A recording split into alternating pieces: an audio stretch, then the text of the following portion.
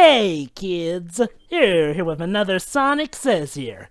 You know, we all have our nice childhoods, but it's always important to remember that for as hard as you think life may be, whether or not you're in poverty, or you've just lost your job, or people are making fun of you for the color of your skin, or if you're an albino, or if you have trouble seeing, or if you're deaf or anything, just know that you should always feel sorry for the tall girl. Because as this movie that Squirm is about to look at shows, there is nothing more harder on life than a tall, attractive white girl. Take it away, Squirm.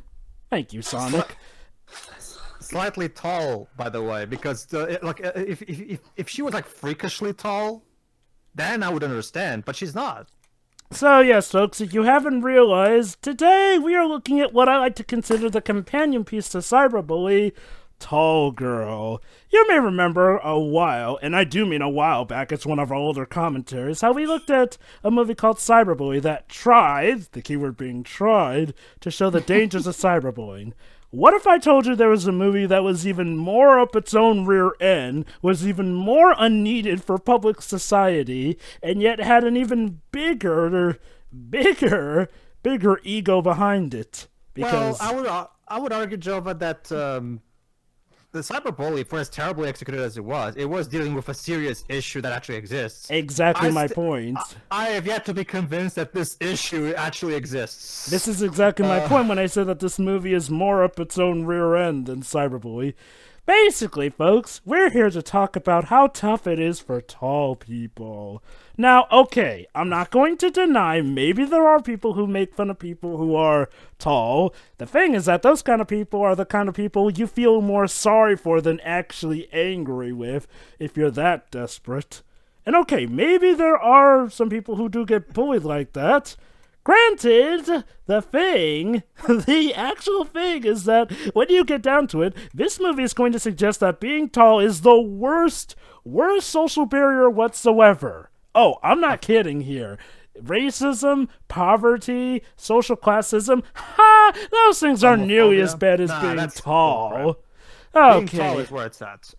Okay, folks, let's not beat around the bush. Since this is a Netflix original film directed by Zinga Stewart, I hope I'm pronouncing her name properly, start at the Netflix logo, the big end. Hope to God that they don't change the logo and change it into something that takes more time. Well, it has the same length of the previous one anyway, so even if you change it, I'm pretty sure the length is going to be the same. Yeah, it still got Because it still has the sound. Alright, then the let's, audio. let's, Yeah. let's get started then. 3, 2, 1, click. You know, I thought that the first Netflix movie would have been Bright at this point. I wonder, should we count Leo the Lion as our first Netflix movie? I mean, it's technically not Netflix. It didn't have the Netflix logo. Fair I'm enough. talking about the It Netflix has to have the original. Netflix logo to count. Oh, there you go. Nonsense. And apparently the score was done by I don't even know what the hell this I'm listening to right now. A composer. Smash Mouth Rule 63. Apparently, I was looking up some of the actors in this movie. Apparently, the lead is played by someone who used to be on Dance Mob. Lovely. Tall Girl.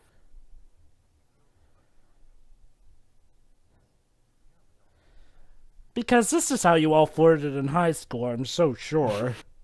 Yes, that's how you pick up a girl, talking about how deep a book is. Get it? You didn't get it. The word alienation. And now we're talking about alienation because we're smart. Was there a movie called Alien Nation? There's Alien Isolation. Guys, if I didn't know better, I'd say the movie is pounding into our heads the morals it's about to teach us for the next Literally hour at the and beginning so. with a pace past as Sonic. Jesus Christ. I thought you were supposed to leave this kind of stuff till the guys, end. I love this moment here. Hold on. I And should when she gets up. Let me guess, she's gonna bang her head on the roof. She's tall!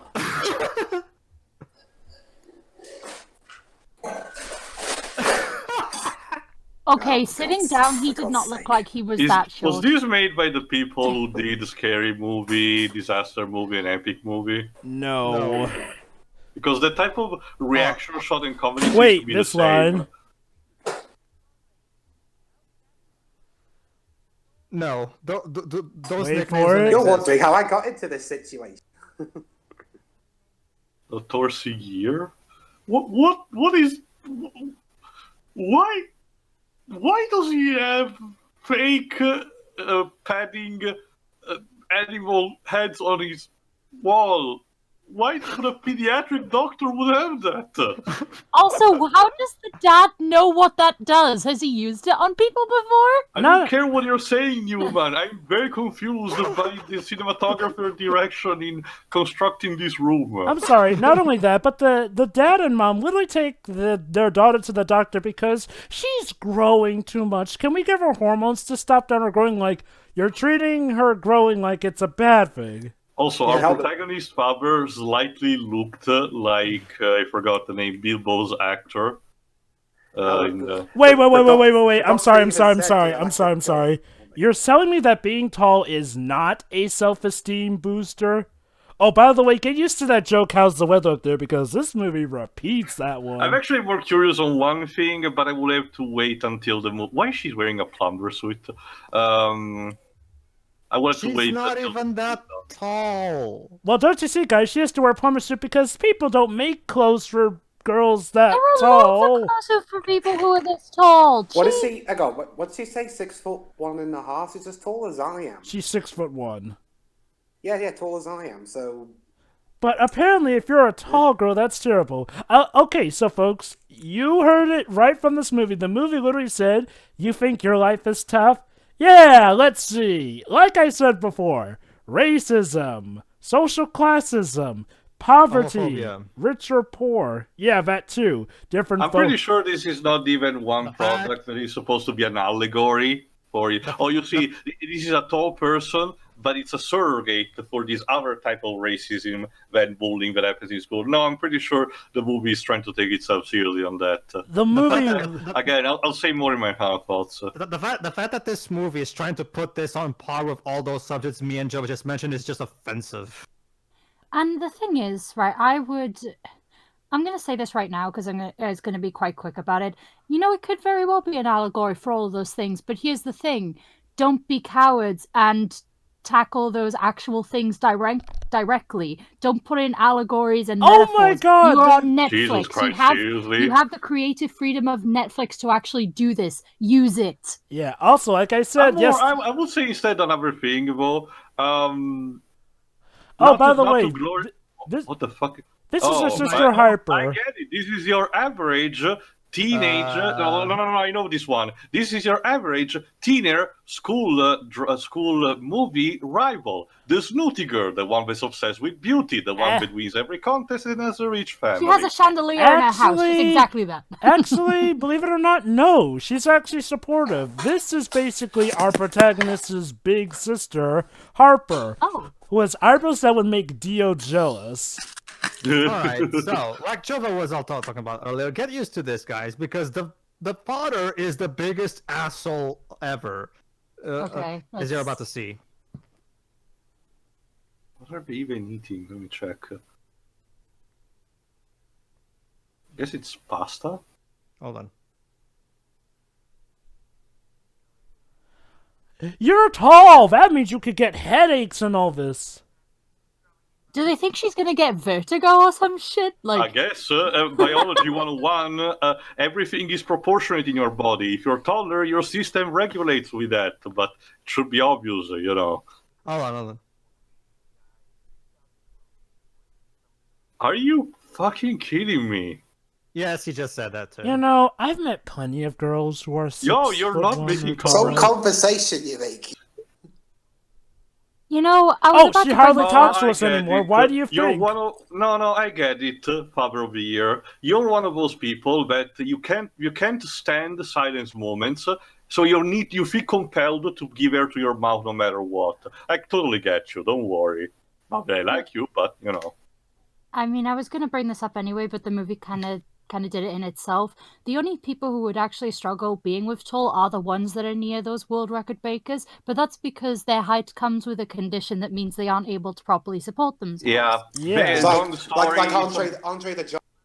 Yeah. Long story. It's a malfunction of one of your glands near your throat. It's Like, that's too an long to actual describe. condition that actually genuinely comes with some issues and some struggles. This girl is 6 foot. Wait. I'm sorry. The mom just said, I wasn't so popular because I was beautiful.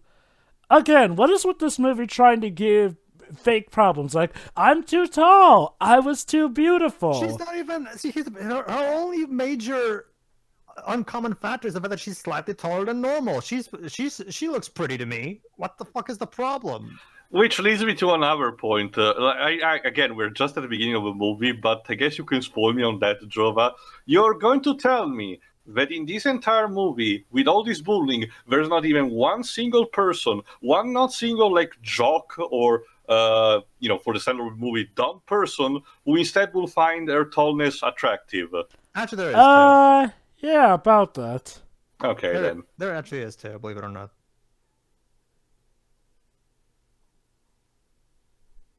Comedy! Only 40? By the way, just to punch this more into your head, this is at the Ruby Bridges High Hold School. Yeah. I was about to say, in our classes around here, like 30 kids is more than enough.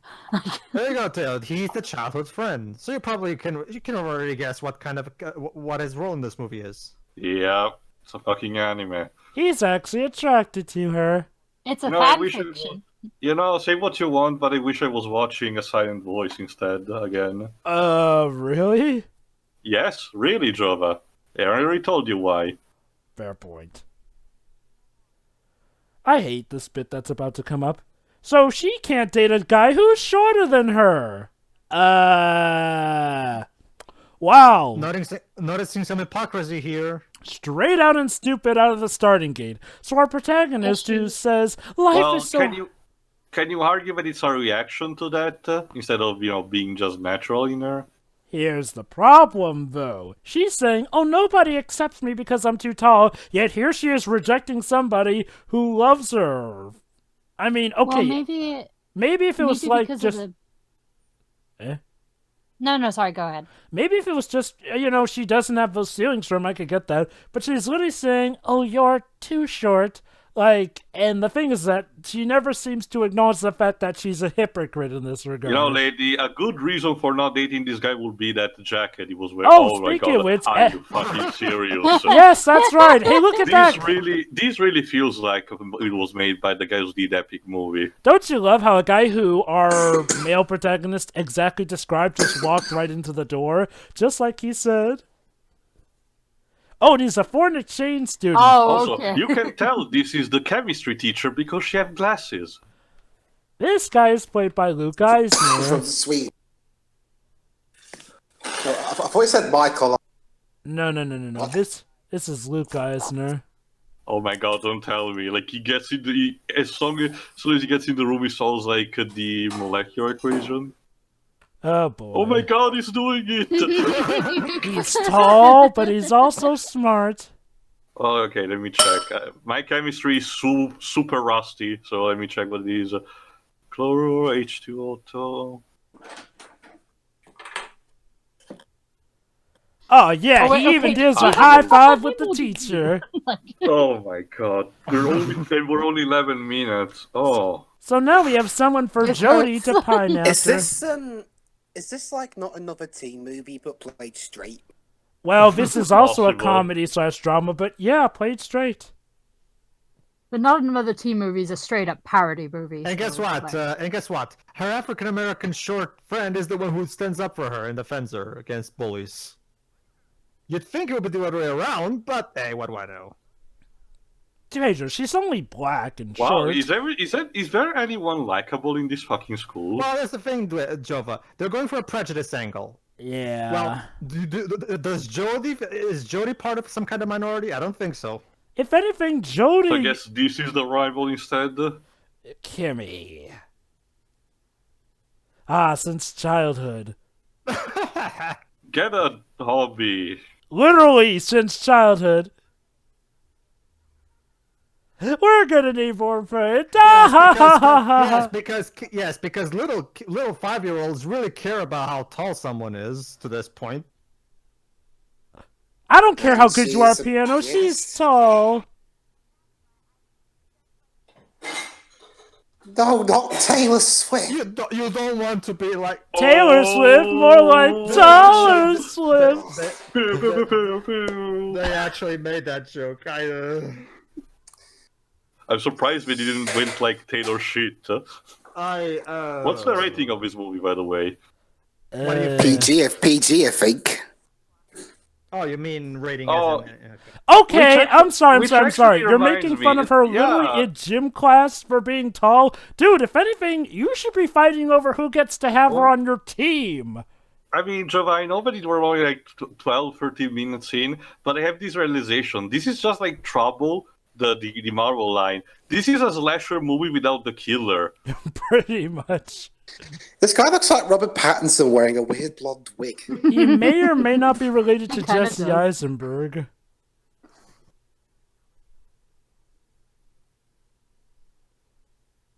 You just called her a bitch.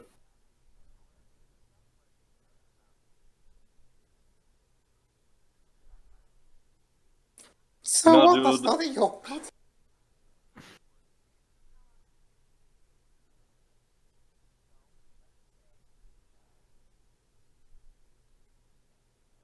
Okay.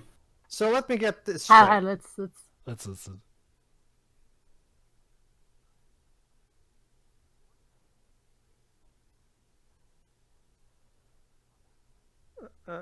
Thanks for the mental image. What? Wow, South Park has a point. They Oh made my them all just god! greenlight anything. These I'm gonna say probably until the end of the movie, but this really feels like it was made by the people who made Disaster movie. It does, doesn't it? So let me get this straight. She wants to date someone taller than her. and Oh, she but picks guys, surprise! It turns out his family is taking Stig as a foreign exchange. They're the whole Seriously? family. And now this is the premise of an Adam Sandler movie. He's about to find out that Stig is gonna become his That's more like Rob Schneider. roommate. That's more Rob Schneider. Rob Schneider, Adam Sandler, they're in the same Brilliant class. answer. Why would you do this? Because. But yeah, like I was saying. Ah, so isn't she that wants to- cute? The 60s are over. Yeah, you're not exactly acting much better, movie. So you want to date?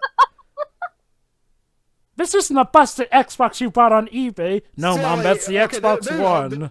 There's the proof that the person who wrote this is completely out of touch. Like. I'm actually wondering. Nobody buys Xboxes now. I'm actually wondering if Microsoft was contacted for people to be okay to make this reference. And yet to Xbox, shouldn't it have been like an Xbox One? Well, they were okay with Book of Henry. Yeah. Well, yeah, but with Book of Henry, like didn't 84. that part take place? But yeah, okay, so here's the thing about Jodie's sister Harper. You think Harper would Seriously, be... you're watching Bobo's video? You think... Oh yeah, basically, Harper has been the one to win awards all across the years. You'd think that she'd be a bratty girl, but no, she's actually literally supportive of her sister. It's just that she has this one big flaw. She inherited their grandmother's allergies. Yeah, that's the thing about this movie. It likes to give all of its characters these big flaws to show that we are all flawed in some way. No fucking Having shit. allergies isn't a Now flaw, can we have though. an actual decent story here? Being tall isn't a flaw, Jovah. Apparently, it's what makes her life miserable. According to this movie, it is. She right. I mean, the I only. leave no comment here. I mean, speaking of someone who's as tall as the main character here, the only real handicap is there's a bigger risk you can bang your head into something, or you can't fit on stuff. But that's about it. There's nothing compared to the things that you guys have mentioned. Hey, I know a lot of tall people in my life. You know what? They actually like being tall because they can help people reach stuff that they can't. Yes, it's Yes, great at my Jovah. volunteer job, for They example. enjoy that. Like, I don't know if it's your private situation to friends, but personally, when it's about my family, I'm practically their only saving grace for that matter, because they think it's a good idea to put stuff way up above, and then, of course, they need me to pull that. Oh, fucking psycho. I have a few screws loose here. I have to ask again, is there a single decent character in this fucking movie? Harper's one of the closest we get to that. Okay, remind me again, who's Harper? This girl here with the big eyebrows, like I said, would look She just went psycho, Jovah. I'm having my doubts here. Hey, Tio, she's one of the more decent characters in this movie. Think about Well, it. it's like Jovah said the closest. Yeah. Seriously? What? Not just that, you're comparing your struggles to a very bloody event that involved a misunderstanding and racism. She's tall, Tio! She's tall! It's the worst possible thing! Mateo, maybe she's comparing it to Custer's Revenge. Okay. To what? You don't want to know, Dreams. Okay, so folks, we're not even 20 minutes in, and already we have had so much to Actually, deal that's with. a good question, Jovah. Where are we? Generic American suburbia. The US of A. Like, is this Boston? Apparently they filmed it in Canada. I don't know. What kind of doors are those? I actually have seen there somewhere. I don't imagine them to be like that common. Also, I get that most of the soundtrack is gonna be the director's playlist. Yeah, I got this off iTunes. It was.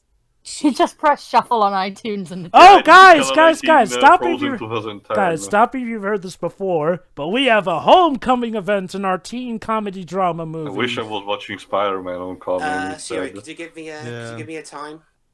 yeah, 1 second. Also, I love how this takes place at the Ruby Bridges High School. You know, Ruby Bridges, the black woman who stood up against the racism of being told to sit at the back of a bus. Sorry, 1 moment, Jovah. 1902, free. I'll Go go to to 1920. 1920. Yeah, it's the same time with me and Shiri, so I'll count you in. Right. Which is probably the time frame this person thinks it is right now. Oh, look at that. Every single girl Hold has the on, hots Jovah, for and go. Don't you see? Right. Every girl has the hots for the tall boy, but everyone hates the tall girl. I Yeah, really don't get that it. makes literally 0 sense. Okay, maybe there are some guys who may feel emasculated around a tall girl, but I think those kind of guys are in the minority. Heck, to some it's a fetish. Oh, Okay, Kimmy. what the fuck is going on? It's Kimmy, aka the Tinkleberg of this one, who leads the pack of girls as they swarm in on their prey. Seriously? At least you didn't say, like, fly to shit.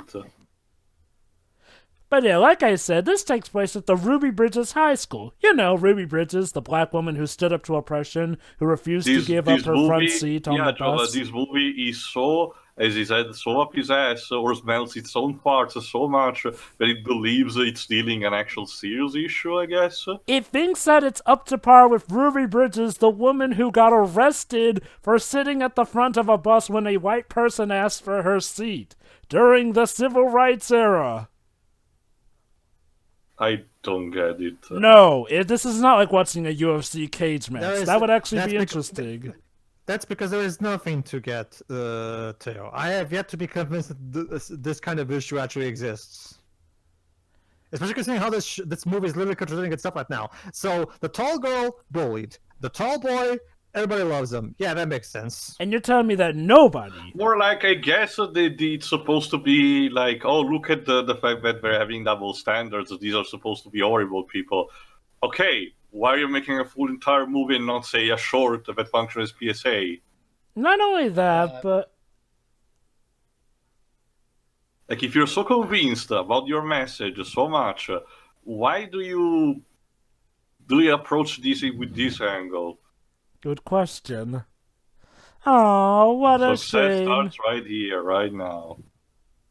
Jovah, I want to go to the bakery, where they serve beer, like in Steel. Yeah, and bread, and tea.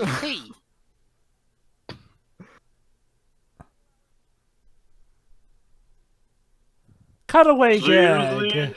Oh my god, really? A ghost reference? No, movie. You No. are Bad. full of shit. Bad. Bad movie. Bad.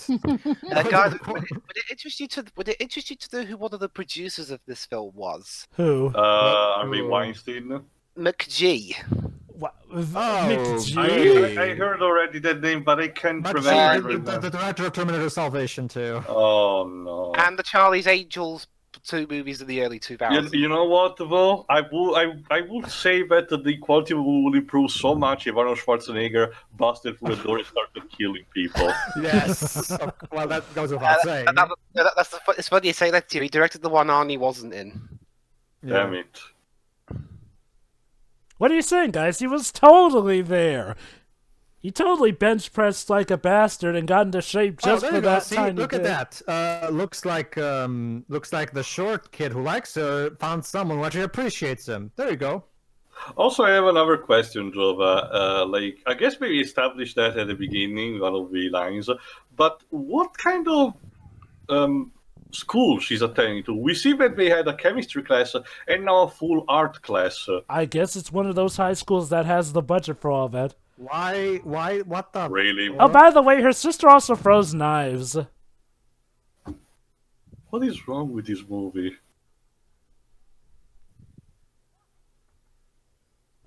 That's not how you throw knives, sweetie. You don't even know how to throw that thing. Hey, Tio, you know what this is like? This is like if Dio actually tried to be a proper sibling and wasn't just faking it most of his life. Yeah.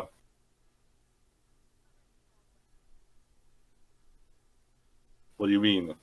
Oh, God. Let's get to Oh, God, she nearly killed her sister with that Jesus knife. Christ. Whoa. Why is What he a does that bloody have to drill do with sergeant anything? now? What? I just What is nearly that? killed you. Do you want this or do you not? Not just that. Not just that. The actress is acting there. Whoa! You almost killed me. Okay, we need you to Oh emote, wait, honey. no, now we're doing the whole routine of, oh, look at this girl was ugly, but now she puts up one dress and a bit of makeup and she's super pretty. That's a faint Tio. tale. She herself. That's a faint tale. She herself hates everything that she suggests. Oh, okay. Also, that close up. Okay, so apparently this story takes place in New Orleans. So Jovah, Yeah. is there a problem in America where psycho people are somehow better treated than tall people? Because it's starting to feel like it should be the other way around here. And To be fair, New Orleans, Louisiana, one of the southern states, maybe it's the climate. well, New Orleans was a place where a lot of criminals and psychopaths were shipped off You see, to. Jovah, this is why you should bonify your swamps instead of having them there. They're bad for your people. Yes, I can listen to you. Don't need to shout, okay?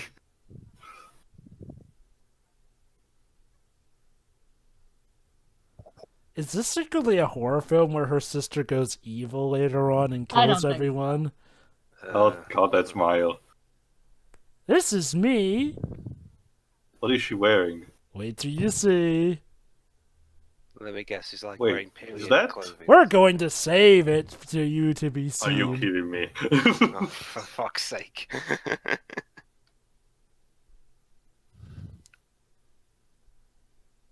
Oh, great. Super generic. You know, honestly, guys, I'm self-help surprised this film. Honestly, guys, I'm surprised that so far this film hasn't done a gag where she keeps banging her head on things. Oh, the whibs. Consider this movie the smorgasbord of cliches. Yeah. Oh, Again, God, I she's was, talking I was, to him. Steak is talking to her. Hold on. Jeff Goldblum, is that you? I wish. Also, we are hearing your heartbeat? Really? Yes. I have a question. How did you get her number? And what's with all the bloody camera Probably cut? from the Splendiferous. the nerd guy which he's already infatuated by her. I mean, he is his roommate. Was it all about camera cuts? Yes. I thought McG wasn't the director. 360-degree shot.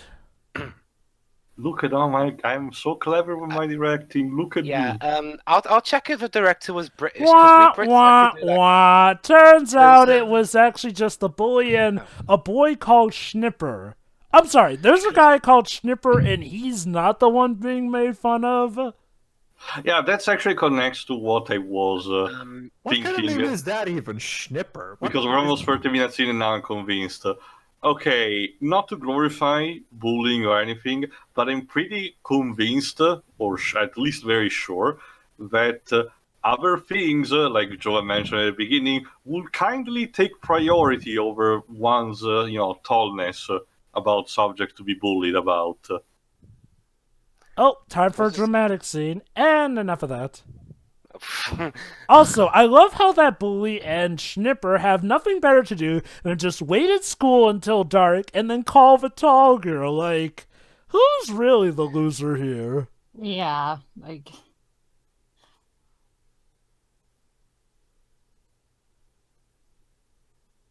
Okay, bye. Okay. Wow, you're a dick. You literally just eyed your daughter and said, wow, as if she's some sort of freak. And you then realize, oh, she's the same, isn't she? Anyway, as I was saying earlier, can you guys hear me, by the way? Yes. Yeah, go ahead. Yeah, I thought that was a problem earlier. I was I was the same height at 16 as this character is at 16, and I didn't get bullied like this. Maybe you have to be a girl to be teased for being so tall. Remember this. It's only the tall girls that get bullied, not tall boys, apparently. You know, the girls who were this tall in my high school, they didn't get made fun of. If anything, they got asked out. They also got picked a lot in gym for being on the team. I mean, there is one reason if Futurama dedicated an episode about Amazons, death by Snoo and all. Not only that, but you do know that the human species is literally growing taller. Like, believe it or not, it's actually part of the Hold on. No, right now he's just saying. Right now Stig is saying, back in my country, I'm considered an ugly one. Apparently, Sweden has like the highest standards of beauty in the world, or something. I don't know. Stereotyping, bro. Is it? Okay, are they going for the whole, oh, you don't look like someone off ABBA, then you're ugly? yeah. Ingvar Kruger. Okay, since ABBA is Swedish, so I thought that would be a good comparison. Who the hell is Ingvar? No, baby, just say, think of a person that in your country is super beautiful. Nice perspective. Director. What the fuck? Also, I just want to notice something else. Oh my Aside god! from that moment of sadness beforehand, our protagonist has displayed very little emotions. Yeah. Don't you see, Tia? She has I to get keep it that it's herself a defense closed mechanism, probably, that's what we were trying to show. But Well, her actress has very little in the way of acting experience. Again, the most of something she's been on was Dance Moms, and that was a dancing fly on the walls reality. Also, show. if you want to hide in the bathroom, why didn't you lock the door?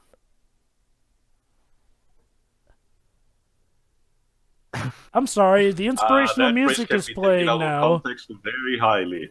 But don't you see, Tia? The inspirational music is playing, so it means we're to be inspirational. Wah, wah, wah. Okay, the Yeah, toilets- because in toilets- reality, I'm your speeches sorry. get interrupted. Jovah, Toilets do not refill Guys. that fast. Yeah. Guys, I figured it out. Well, I figured out why she's bullied. Because Wow. she's a bitch. I mean, think about it. I mean, yeah, she seems to reject anyone who's too short for her. Not just that, Jovah. Her best friend was trying to console her, and her result was basically the equivalent of, Okay. I can't listen to you. seriously? Okay, guys, are you ready for a High School Musical this moment? really starts to be feeling like the plot of an anime. Pedro, her being, really catty would be like bullying isn't really, okay. Like that would be a reason, yes, but the movie's legitimately trying to tell you that no, it's because she's tall. Well, Sheila, there's a difference between what the movie thinks it is and what it actually is. It's called it's a very strange phenomenon of a writer that doesn't even seem to realize the consequences of his writing. Also, what's with the scenography of the music room? There are these fluffy clouds of cotton. It's usually Remember, meant to Sheila, help. sorry. Okay, basically, too, the way is like, well, the thing is like, well, flat walls cause a lot of echo. So the idea is to pad the walls with stuff so that you don't get a lot of echo for the sound. In a way, it's a I suppose, but usually isn't it made like in a way that the material is inside the wall? Oh no! You want to No, have you can buy stuff to stick on the walls for this. Yeah, you want to have the material covering the wall. Also, to what I said before about this starting to feel like an anime, if this doesn't end up with two characters kissing on the rooftop of the school, I'm gonna be severely disappointed. Oh God, you wanted to go school days then? Jovah, any single school Have you watched anime, Jovah? Yeah, any single anime Yes, that is I a school have. setting has at least one type of that scene. Trust Yeah, me, guys, I know. Heck, I was there with you guys when we commentated on school days. No, yeah. There's plenty of hentais that also have this. So I'm knowledgeable about that as well. Guys, they're Oh, feeling man, each they're other's connected. palms. Now you're pregnant. They should sing a High School Musical song now. No. Sure, it's funny you should mention that. Oh no. Oh no! Guys and For Dolls. God's Is, sake. is that a real musical? Guys Yep. and Dolls? Yes. Okay. Yes. What is this supposed to be Oh about? my God, guys, he was in Cats too. Oh, goody! Is he gonna be in the movie too? That's okay. Oh, It's gonna God. be so bad.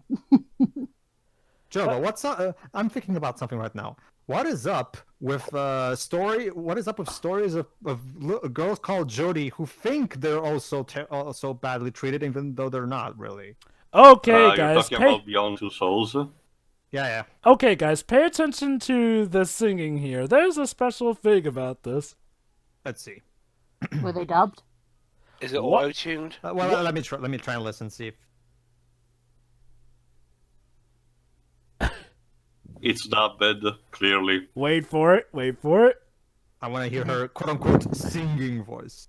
And let's.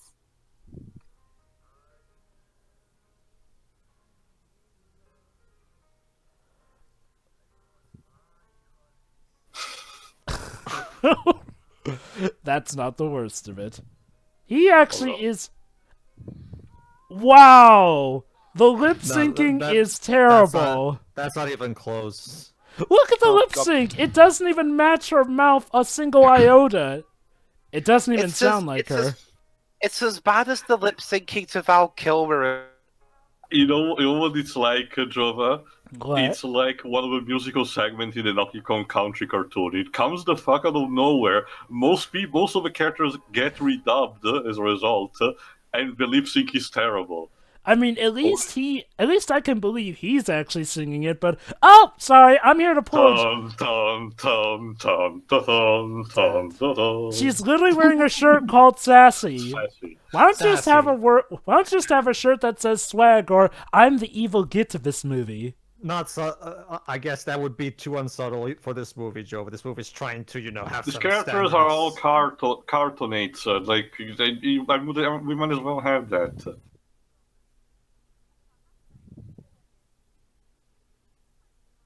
What? Oh, and God. This is the part where they take her I'm sorry. and Would you mind they giving kill Mama her a and hide her in di- the piano, right? I'm Please. sorry, honey. Could you repeat what you just said, but in English? Because I.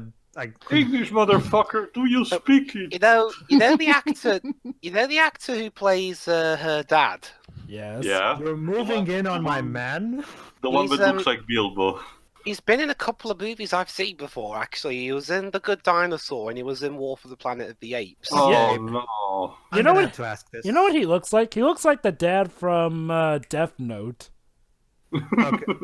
Okay. Yes, Okay, Jovah. Oh Enlighten. no, this scene. Oh God! No, wait, Pedro. I have to cover this scene first. So Sure. her Is father. this like a war veteran? You wish.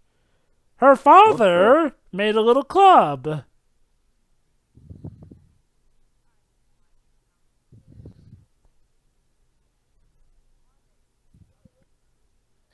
Who are the? Oh god. Here we go. Did they hire people? Did they hire this actress just because of her height? Pretty much. Yeah, pretty much. But she's not very good. Basically, Okay, her...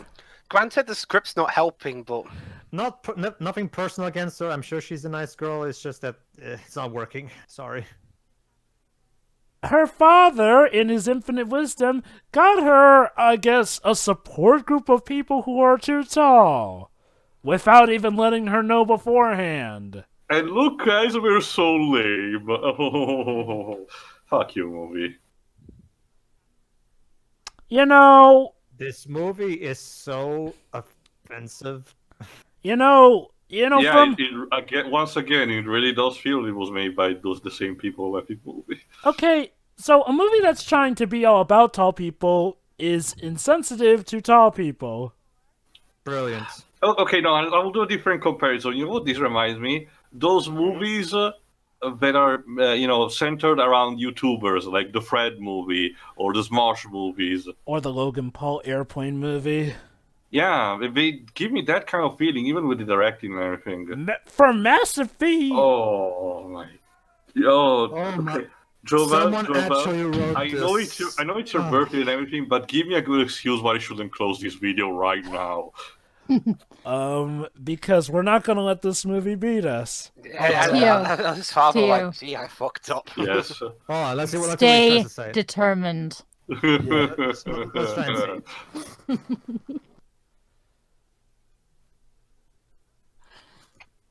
Why do you even care about this so much? She didn't want this. Like this. Oh. If anything, this made it worse for her. Intrusive parents are bloody.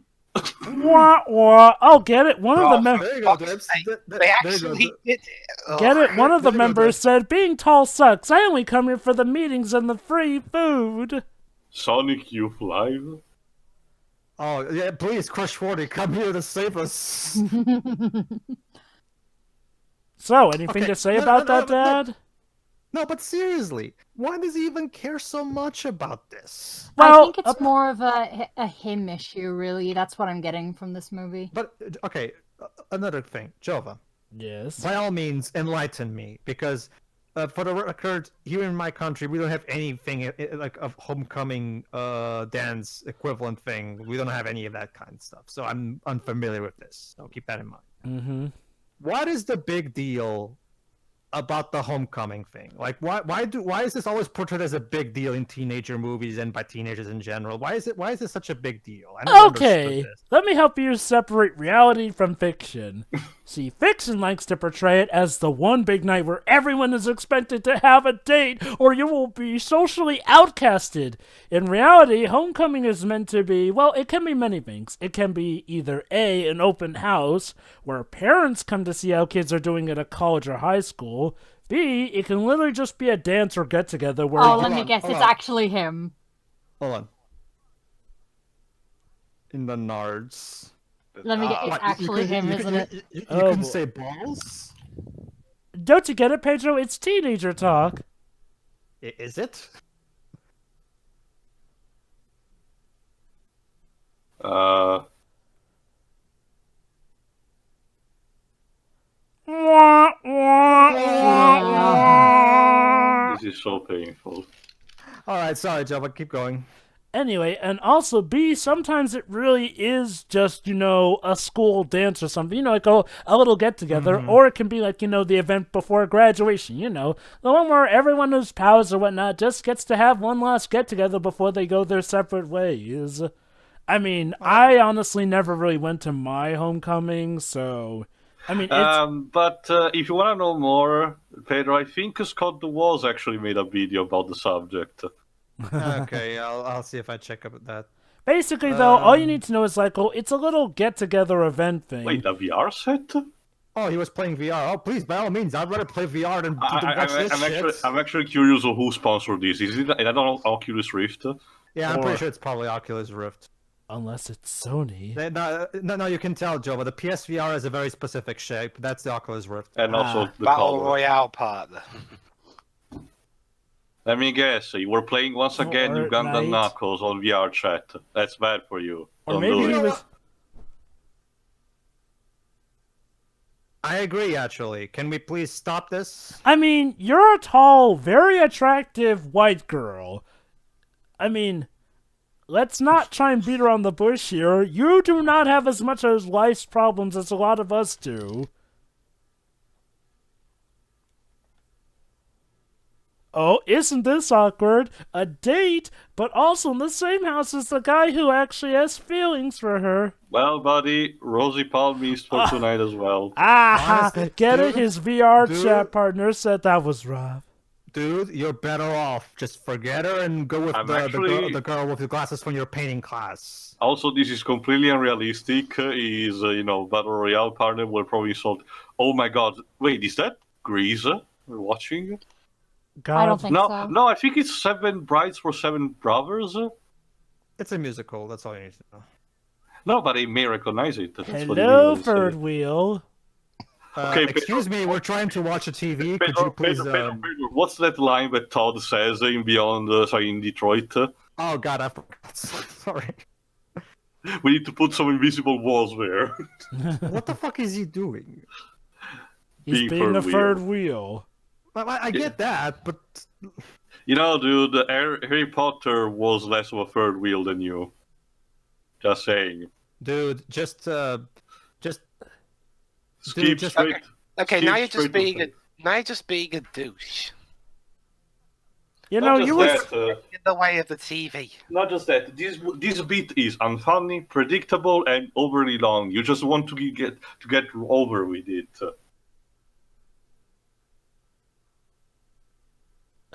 so yeah. Whatever, you know.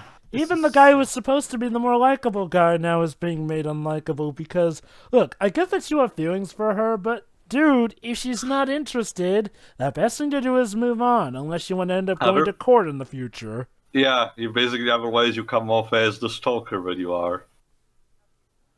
No, you think? You know, here's an idea. Why did you choose to have the date over at his house? Like, wouldn't it have been better to have it over at your house? Or wait, no, then it might have been awkward with her father. Yeah, Jovah, drama. Right, comedy and drama. Like, you know, I'm beginning to wonder if this is actually an even worse movie than Cyberbully. It's a worse movie because, unlike Cyberbully, for as terrible execution as it was, at the very least it was actually addressing an actual real issue. True, yeah. I have yet to be convinced that this is a real issue. You know, Oh, yeah, Jovah? yep, this you know, is definitely Jovah, in what New the Orleans. best punchline would be if Stig actually ends up, being romantically attracted instead by the nerd. Instead of, Oh, you mean it turns out he's bi? yeah, by the way. Also, yes, this is clear. Hold on, guys. Hold on, Joe. Apparently, we found the problem. She has long legs, so it's hard for her to sit down. I guess that's. I can relate. Yeah, I can meet. No. I'm not saying it's not a natural thing. I'm just saying, there you go. That's the closest thing we've had, Joe, but to her seriously being outcast. She First has world fucking problems. She has trouble. She has to slightly adjust when sitting. There you go. Oh my God, girl, you poor woman. Like, I don't know how you stand living in this world. Like, So, yeah, okay, so this is clearly New Orleans because there's trolleys all over the place. Alright, then. And apparently old style with wooden seats and all. Oh, yeah. We got a lot of new, old-style trolleys in New Orleans. I thought it was San Francisco that had tram. you know, I love City Event Waves. Yeah. Forget one of my regular customer friends who comes and is actually blind and requires actual help. No. This is the person that definitely needs to be protected and. You know, it really goes to show how that one line, "You think your life is tough," really hurts this movie. Like, look, you want to talk about a movie about someone struggling with being tall, that's fine. But don't, I repeat, do not try and suggest that being tall is a worse social problem than all the other stuff we've mentioned before. You're not going to win that argument. You can't win that argument. Again, sorry, was so are all feminine basketball players bullied as well?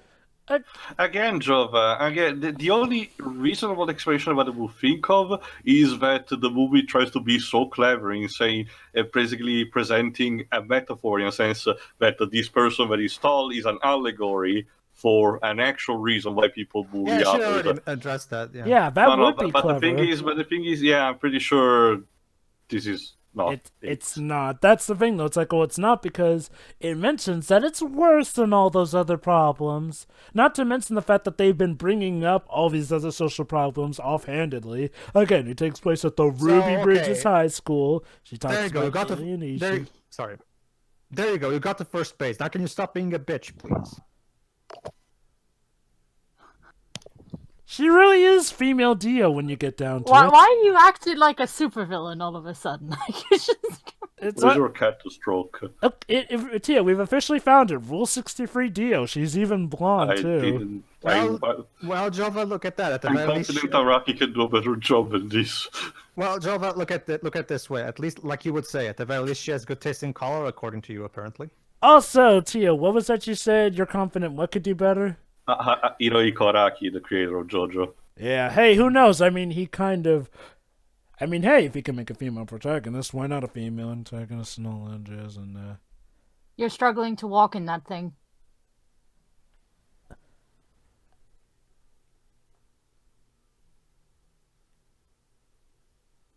So, Jovah, I'm honestly curious, considering both of us have incredibly ragged on both on this movie and that other thing that I'm going to reference now. What is worse, this quote-unquote allegory or the allegory from Detroit?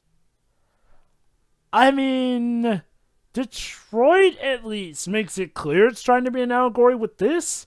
I don't even know if they're trying to be an allegory for that, because this seems to suggest that this is worse than all those things. I'm actually checking something right now, Jovah. It might not be. TV Tropes has a page for a situation like this, a huge schoolgirl. Apparently there are a lot of examples. Well, yeah. Huge schoolgirl's a trope, but the whole...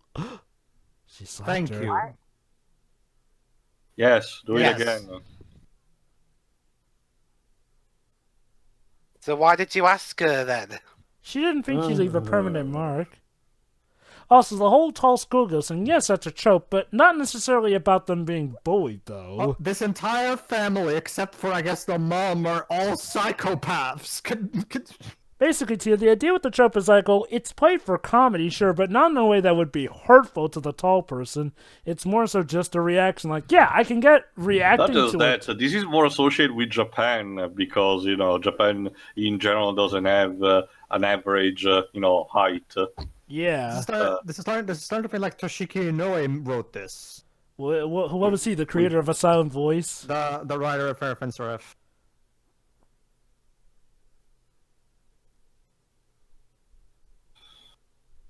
Oh, I don't want to hear that phrase in this movie. Although to be fair, like Theo mentioned in our playthrough, he did write good stuff before, so it's weird.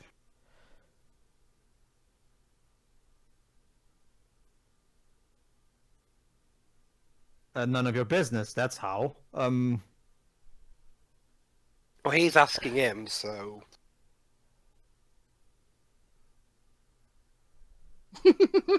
Okay, asshole. Okay.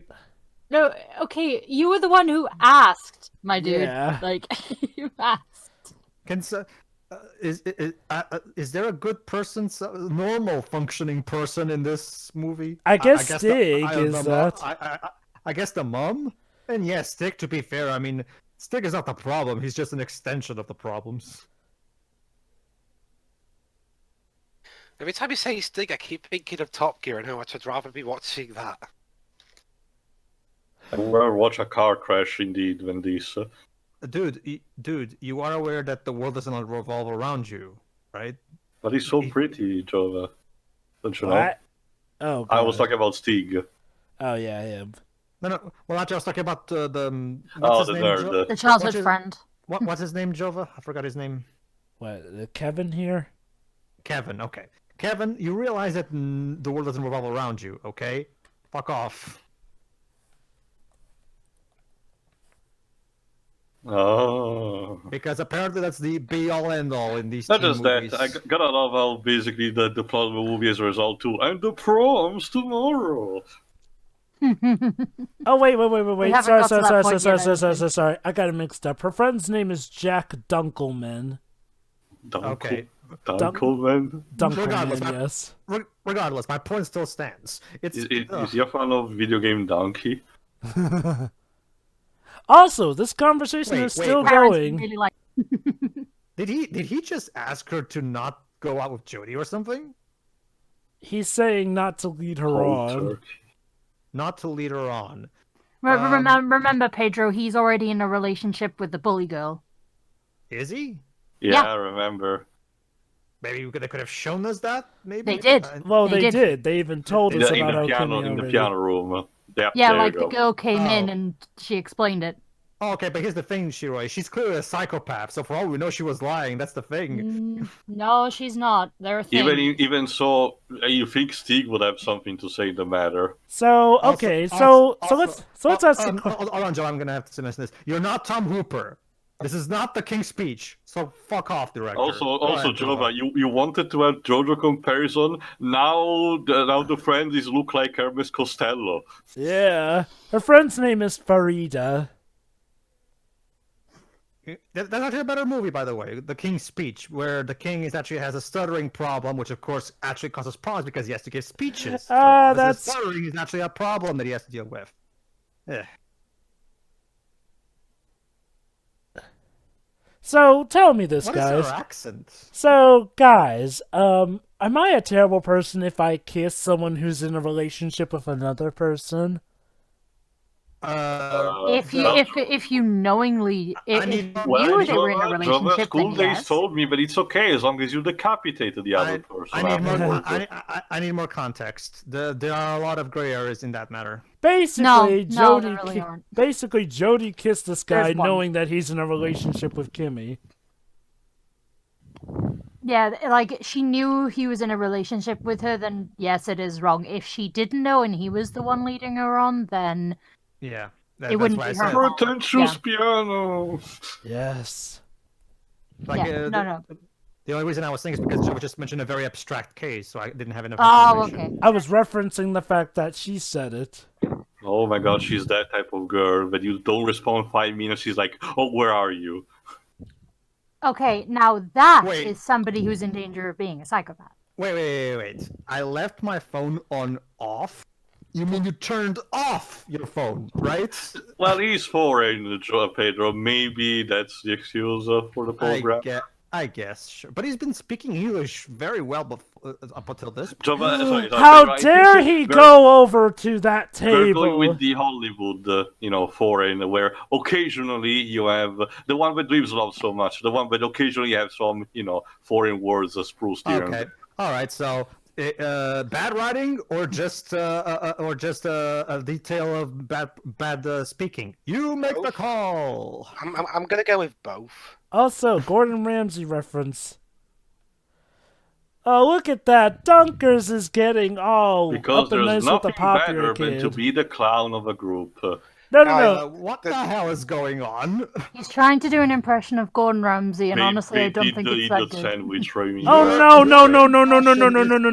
Do not He try and do really a Kevin is Hart like one of the impression. YouTubers' movies. Do not try and do a Kevin Hart impression, dude. Please. My God. What Actually, let me concentrate on something more Yeah, important.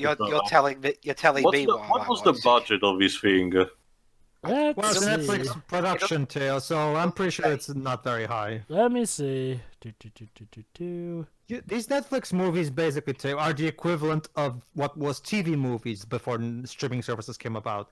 Consider I this suppose, a TV. but being financed by Netflix and all, Bright still managed to have a certain type of special effects. Well, these The things is going Irishman's- for the cheap. Well, cheaper the stuff. Irishman's coming out on Netflix soon, and that's a bit expensive for Netflix. True. I remember there's it did release on some theaters very limitedly still, but still.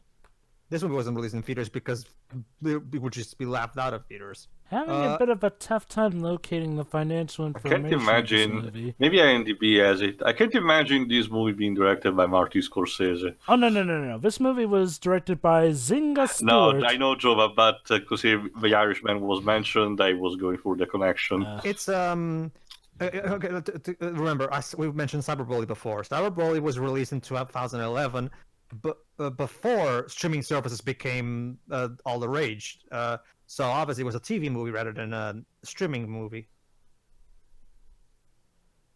You know, he's got a point, though. You're going after a guy who is in a relationship. Like, don't get me wrong. Whether or not the relationship he's in is with somebody who's terrible, for you to move in really Jovah. just stirs the pot.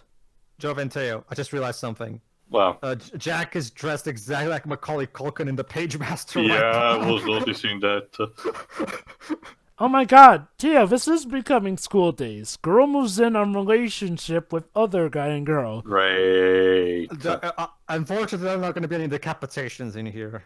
Unfortunately. What the fuck? Oh. Get it? Oh. Get it, guys? He says he doesn't want her to get hurt, but he got hurt. What a story, Dweebs. Fuck you. Also, something Not you, Tio. Not you, Tio. The movie. I wouldn't pick it anyway. All I'm finding about this movie is the decrease in popularity and the weak returns it got in both reception and reviews. Oh, and also... I didn't even know anything about this movie until Jovah mentioned it a few days ago. Another thing. Okay, so there's one girl who bullies her, and there's that's the thing, Pedro. Everyone in the school is all up in her grill and all that. Okay, you know what will actually be very cool to know at this point, Jovah? What? What the teachers think about all of this. Because we only see, the professor of chemistry, and that's all. We don't know who the principal is, we don't know who the other teachers are, what they think, because probably someone must have seen a situation of bullying of idleness, beforehand. Yeah, seriously. The adults in the supposed quote-unquote adults in this movie are scarce, and their opinions don't matter for some reason. This really is turning into an anime. Or one of the YouTubers' movies. Oh god, we've got over 40 minutes left. It's one of those movies where you feel every minute. Is this what New Orleans people do? Sometimes someone does the bad and they dance in the streets. I'm pretty sure that they look more alive than those people do. Seriously, can you spell obvious actor out any more than this movie does? Look at them. They're just going, yeah. I'm looking at the extras and how poor they are. I know, right? It's seriously, I've actually been to New Orleans. People party loud into the night there. Yeah, this is just depressing. I'm not sure if there was a scene in Live and Let Die that was in New Orleans. I think it was, because I think that's the only time I've seen New Orleans on the screen. I think, anyway. I might be forgetting.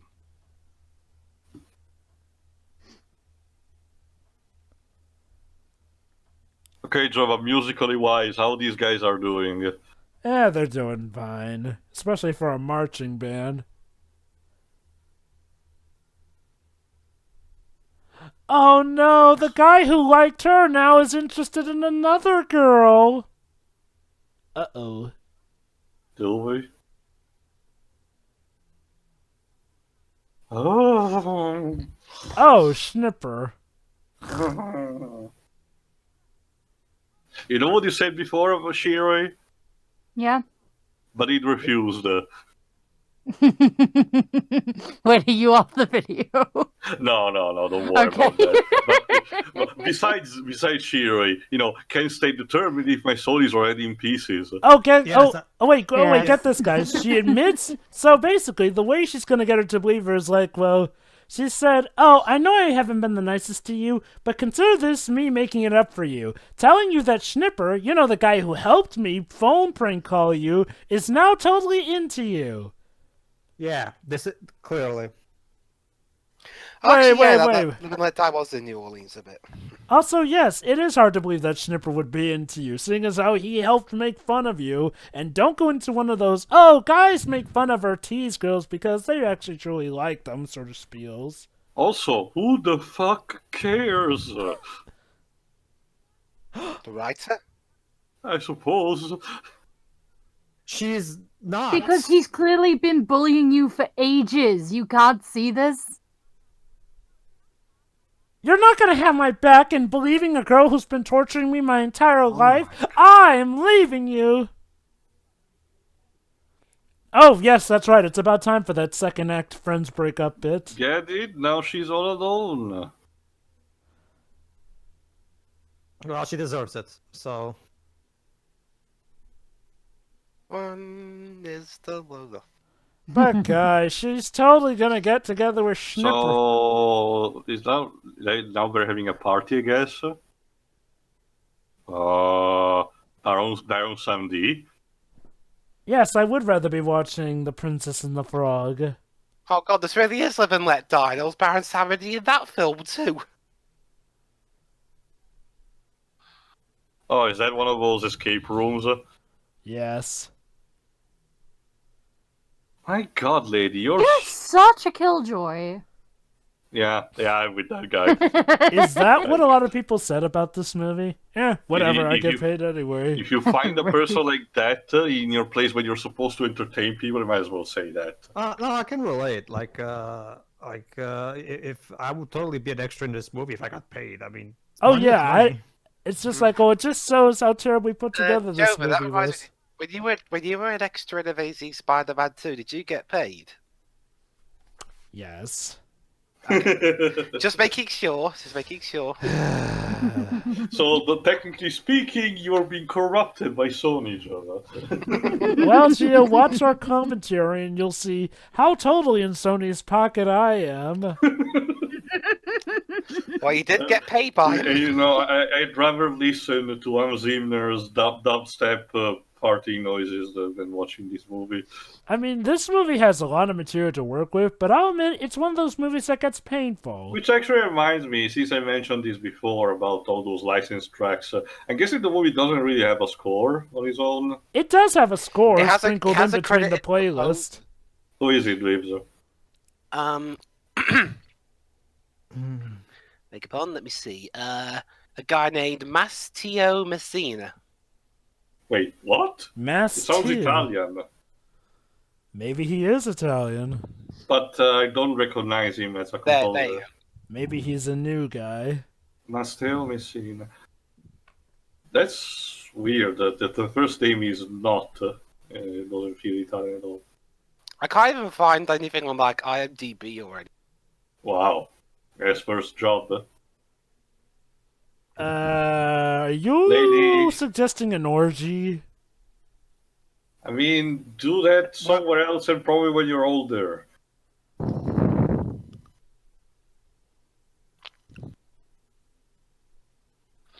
Oh, sorry.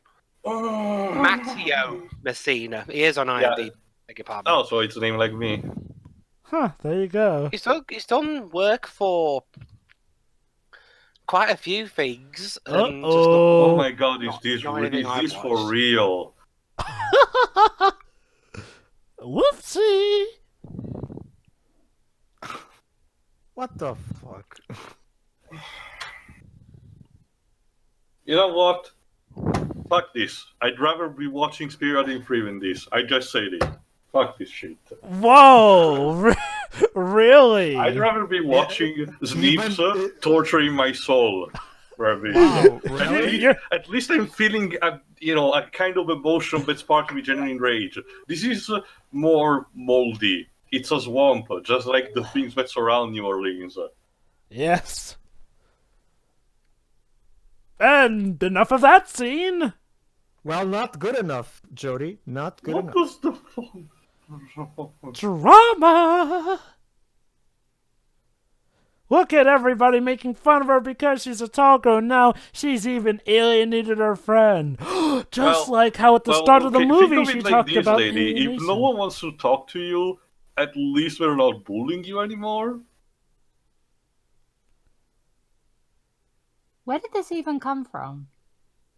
It came from the fact that she Okay, I guess believes we weren't allowed to see what was written. From the writer's rear anus, Shiri. Oh boy. Like, she didn't want to kiss that guy. Like, so what? Why is everyone ostracizing her now? Like, Jesus. So, wish. Oh, great. Now we're entering the anti-mode.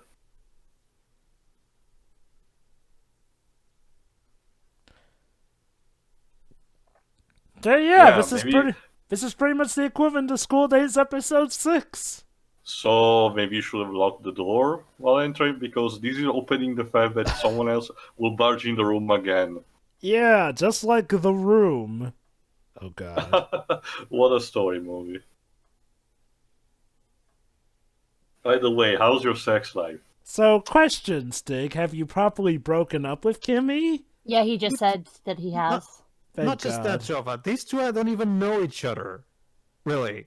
Well, to be fair, I guess the movie has been shaping up their relationship somewhat. Oh, they had one date where they were trying to watch a movie, and the other boy was always getting in the way, and that's it.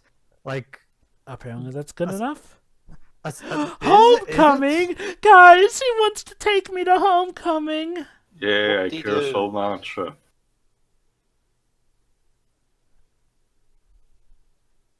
Okay, God, Job, I'm really noticing now the eyebrows. Yeah. We're not Morgan Freeman level, but we're on their way. Like I said, they're like JoJo Dio level. You know, no, actually, it reminds me of that character from K-On!, I think. Forgot which Maybe. specific one. Aww.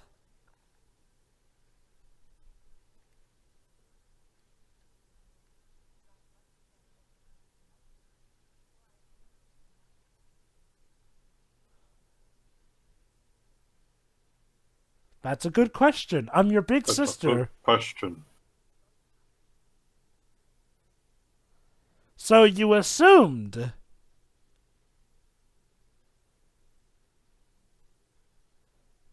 Give me a good reason to believe that. She's her sister? The yeah, But she's a that sister. doesn't make anything. Yeah. But Tio, the piano's playing. That means she's telling the truth. But, I mean, she didn't really fall out with her sister, did she? Yeah, I mean, I'll admit, I have an easier time believing that Harper legit wants to help her, like I said. Like, again,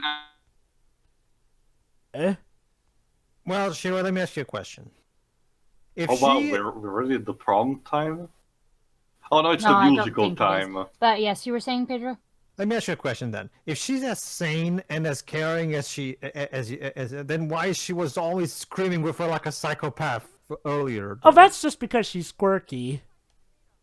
Oh, the adults are still in the movie. At and least they're that's what the completely movie useless. says. Like, she wasn't bullying her sister like the rest of them. She's just a bit in your face, and I get that could be a problem, but, she's not really characters in this movie. Like, her sister isn't really a bad person. She just needs to dial it back a bit. Yeah. Um, Oh, is this a school talent show? or something? It's they said it's a Miss Teen pageant. yeah, Miss Yeah. Pageant. Miss Louisiana contest. Well, Shiro, that's the thing. Like Jovah said, this movie confuses psychopath with quirky, so it's kind of hard for me to even realize what's going on. Also, you're literally telling me that you couldn't get any famous actor as an extra for the judge, for the judge crowd. Usually, that's what happens in movies like this. Maybe all the actors just looked at the script and knew how it wasn't worth it. I mean, we have no idea what the budget for this movie was, so who knows what the pay was. Also, this song is so annoying.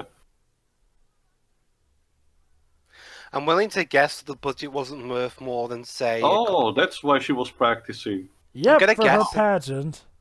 I'm Wow. gonna guess and say that I don't think this film's budget was anything more than like a couple of $100,000. I they guess actually it did- doesn't they actually see did she gets film in- pumped. Yeah, I thought Yeah. this was filmed in Canada or something, but no, it actually was filmed in New The Orleans. pageant started 30 minutes ago. Where the fuck Where are you? Yeah, where are you? Who are you messaging exactly? Your boyfriend? Stig, I think. Yeah.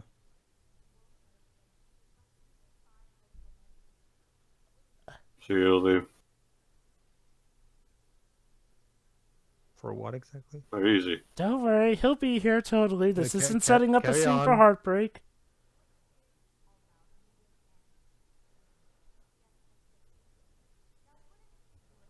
Words, Okay. words. Okay. I'm moving. Oh no! Whoa, no. No! Did she just compare hotel management with the fucking Middle East conflict? What? Yes. Did that happen? How does that even work? Jovah, explain this to me. What the fuck is? What are you looking It's at me like for? I didn't write this. Maybe our minds are adjusting to comprehend what we just saw. And she Jovah. won. Are you kidding me? Jovah. This is like all those Oh, journalists God. trying to compare Boomer to the N-word. Was this movie actually written by a human being? Oh, isn't that cute? He's trying to stick up for his How daughter. did you got your driver's license? Wha- What? Whoa. Nobody Hey, you stands up okay? my... Okay, never mind, Jovah. I guess, sorry, quirkiness runs in the family, I guess. Basically, the family are mad at Steak for standing up, her. I guess it's the father trying to be supportive of his daughter. How cute. In his own special way, I guess.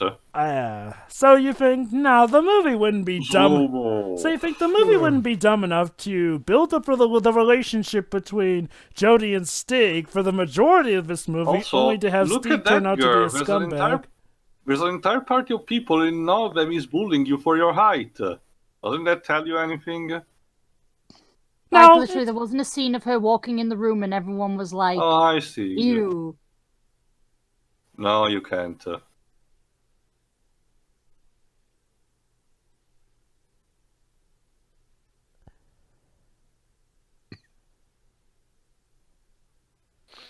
Okay, that's an explanation.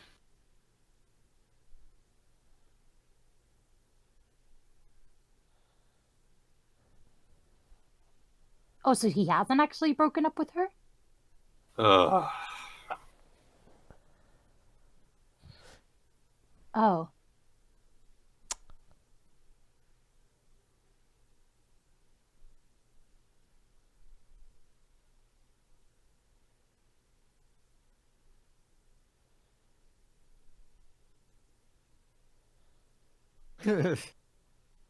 You know, his acting is a bit similar to Tommy Wiseau now that Is I it think too about late it. to still hoping for the slasher killer? Well, Yeah, and there then she Freddy is in Krueger. the red Where the tint. fuck is Freddy Krueger when you need him? It's cute how Kimmy shows up in the red tint light like she's the devil. Yeah, see, there you go. Date this one. This one actually behaves But like a normal Pedro, person. but Pedro, she has glasses. She is too nerd for I him. don't give a shit. I guess that's the one flaw the movie's trying to give her. She could have fucking bottles on her fucking eyes. I don't care. Bottles on her eyes. I think it's similar to one way of saying in my country, Jova, when thick glasses are usually commonly referred as bottles bottoms. It's Yeah. funny though, when I hear the term bottles on ice, the first thing that comes to mind is Arkham City's take on the Penguin, who literally has a bottle shoved into his face over his eye. That's what I was picturing, like somebody with two like bottles sticking out of their eye sockets. Oh my god, seriously? I'm literally enjoying it. You are pathetic. I'm sir. literally You enjoying have more no- talking about glass bottles than this fucking movie. Do you have no self-esteem, like, at all? Don't you see, Pedro? That's his big flaw. Before you love anyone, you should first love yourself, and you should have enough respect for yourself to realize that she's not fucking worth it. You Actually, that's a good segue because I'm pretty sure this scene is irrelevant anyway about the father, Pedro. If you still have it fresh in your mind, compare this subject we just talked about, the lack of self-esteem between this character and the protagonist of A Silent Voice. Oh my god, I was actually thinking the same thing there. Because I can tell you this, personal experience at all, I can believe more that when this character in this fucking movie. To be honest, Theo, I don't even remember much from that movie. I don't, to be honest. So Sure, don't I worry. get what Tio's talking about, though. Which protagonist are you talking about, though? The male one or the female our male one? protagonist, because he's in a situation where he's full of self-hatred, and lack of self-esteem because of his past actions.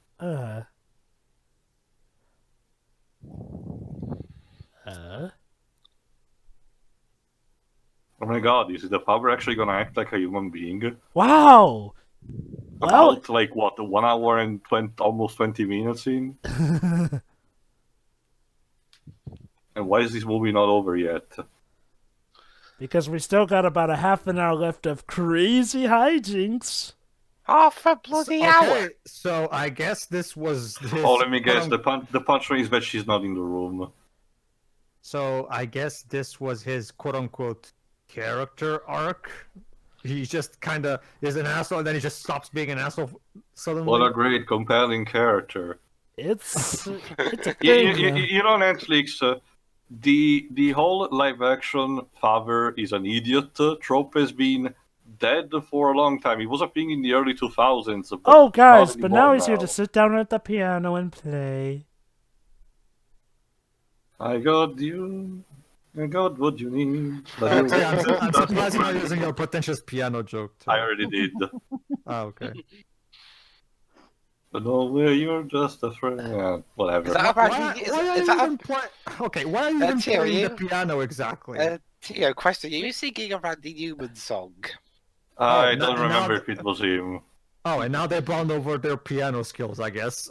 Oh, I'm guessing what the scene is teaching that is that the father taught her how to play the piano out in school. Back when he was treating her like an actual human being. Yeah, you know what this feels? You know what this feels like, kinda? You know what this reminds me, Jovah? How near, practically at the end of Disney's cartoon Peter Pan, the father, the darling father, basically drops the ball and said that he also went to Neverland when he was a kid, and we're supposed to empathize with him, other than the fact that he's been a dick to his children all day. Mom, you could have, done something to help this as well. No. I wanted my husband to finally get off his rear ass and actually get right on this. And now it's time to feel sorry for our sad girl because Stieg, I guess Stieg doesn't truly care about her. Thanks for being useless, Mom. Here's my question. Again, I'm very sure more in my fan thoughts, but this whole trend that this movie, this nasty trend that this movie has, that the adults are scarce and useless for a delicate issue such as this is dude, are you seriously watching her sleep? That's creepy. You like? Oh god, it's like. You. Yeah, see. Yeah, just punch him.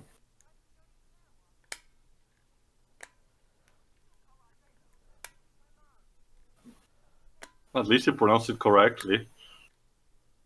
What karate? Oh my god, guys! No, it's karate. Oh my god, guys! She mentioned a serial killer being on the loose. Maybe there is hope. It's only like 20 minutes, so yeah, maybe. I don't know. And then Freddy Krueger and Jason Voorhees decide, you know what? Screw Freddy. I forgot, Jovah. What's the name of our protagonist, the female protagonist again? Jodie. I'm your boyfriend now, Jodie. Blah. Aw, how sad. Oh, never mind that. We had a pretty good Halloween sequel recently. When's Michael Myers gonna come on? No! She has a lot to apologize for. Actually, I don't remember. Geographically wise, where is Crystal Lake supposed to be instead? I'm not sure. I shall ask Siri. Where is Crystal Lake? Be generic. Okay, here's Crystal Lake, Illinois. Oh, Siri sounds more masculine. Crystal Lake's in Illinois, which is quite a distance away from New Orleans. Really? What is that? Shoes. shoes with a lot, the very thick shoes, the ones that make you tall. I forgot what is specific. I'm sorry. It's a drag queen shop. He said. Yeah, so apparently she has to buy men's clothes that are big enough for her. So you're telling me that nobody makes clothes for girls this tall? Yeah, I'm gonna call That's the BS on biggest that. load of bullshit.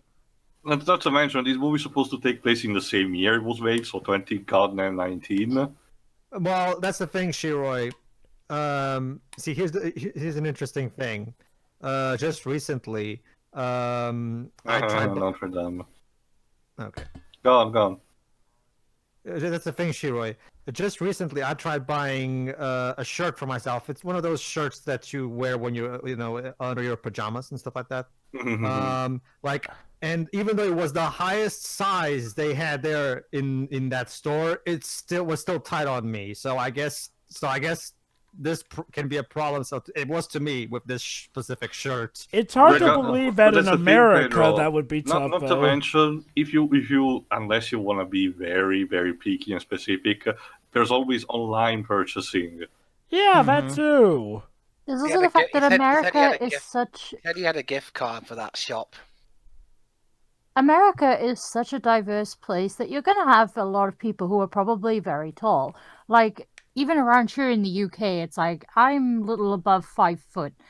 But here's the thing, there are so many clothes I've seen that are clearly for girls much, much taller than me. Like, there's got to be something you can wear that you like, seriously. Like, it's one thing if I'm sorry, Shiroi. The music is telling me it's supposed to be another serious moment, even though I'm not caring. And now it's time for that fast forward sequence where we see the sun setting. Okay.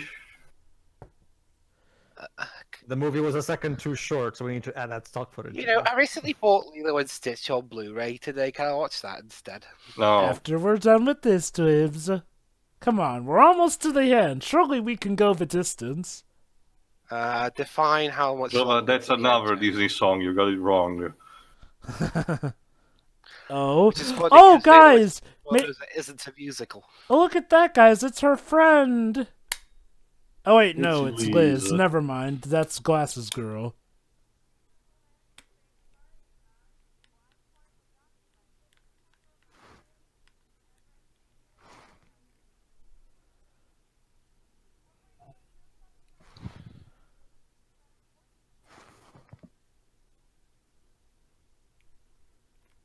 Oh God. Never mind. Trenton is an asshole too. He's lying, Pedro.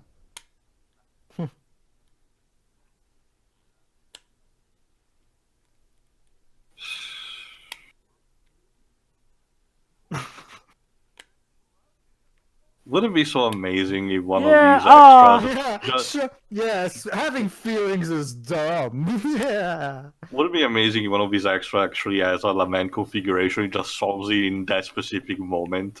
It's literally... To play. Ladies and gentlemen... Ladies and gentlemen, a teenage live-action movie given to you by Naoko Mizuno and Toshiki Inoue. Guys, he almost used his prized milk crate. I'm not even kidding, Teo. This movie is about as terrible and as insensitive as Perfect Ref, I would argue. Well, at least there's no pedophilia. I guess. Good job, tall girl. Good job. You don't have pedophilia. You know, that's a good point, though. This guy literally started off as super nice, but now he's just a jerk now.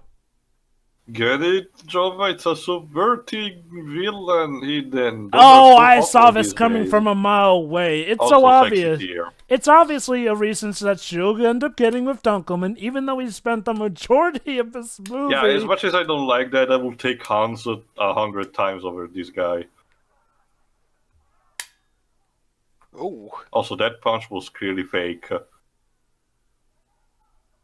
Wow, this really is turning into the room. Fight. I mean, yeah. The Hans plot twist wasn't well executed either, but I'm sorry. It's all right. Fight's over, guys. I'm sorry. But at the very least, Hans had an actual specific reason for being evil. This guy's just evil because. Oh, and look at that! Now she sees that Dunkelman actually tried to protect her honor. Yeah, she has a mirror in her And then- room that makes her and then look he's like like- smaller. Oh. And then off screen, he's like, "Don't touch me, motherfucker! Get out!" Half these songs have the word Also- height in them. At the height of everything. It's symbolical. You're a light, so let it shine. Is that all they did? They looked on Google and typed in songs that have the word height in its lyrics. Oh my god, these Stand tall. actually is kind of like the Stand modus. tall. This is actually the modus operandi of a Frank Miller comic book. Listen, Dwebs. I have a subtle- date with Stig. I have a date Yeah. with Stig. Dwebs, don't you know? Subtlety is overrated. It's like they literally just went to Google and typed in songs about height. Oh, what was Oh the yeah, trouble what was with with that full for? moon? You know, Jovah, maybe this is really a Halloween movie and we don't know. Maybe. The only thing possibly worse, Dwebs, is if the Oh my god, that's right, the prom. I forgot about it. As if what? the only thing worse, Dwebs, would be if the characters literally turn to the camera and go, Oh by my the way, god, we're doing being- these sort of shots. you should never bully people that are tall, okay? So don't do it. Oh hey Farida. That punch. Possible. Wait. And was that the principal? We actually saw the principal of the school I for the think first that time. may have 1 been. hour Is and it 30 common in minutes America in. that is it common in America that principals go to proms? Yes, Oh heck yeah. Yes, the whole thing they need to check if alcohol is there or not. It happens also in the Back to the Future lives. So let's see who's gonna be our homecoming king and queen. Yay. Of course it'll be read by Harper. Because she's been the recently crowned Teen Miss Louisiana. Bootlicker. Yeah.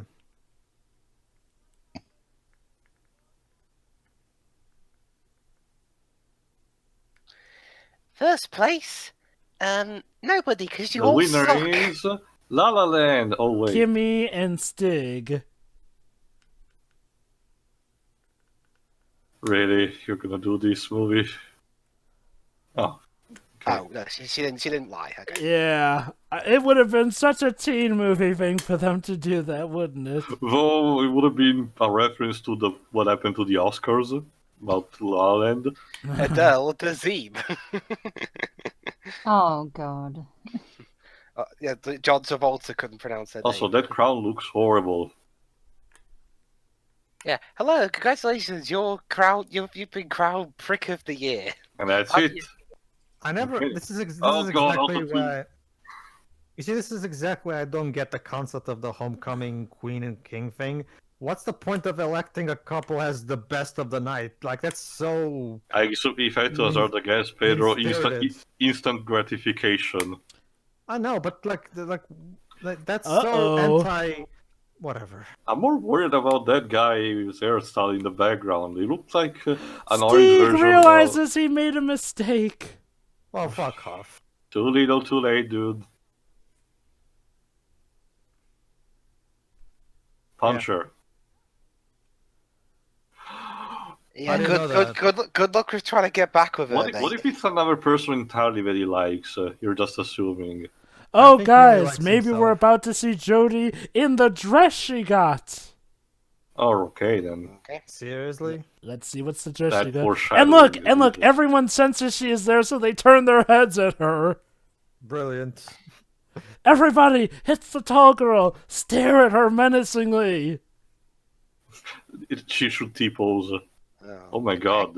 She looks like... A flight That- attendant?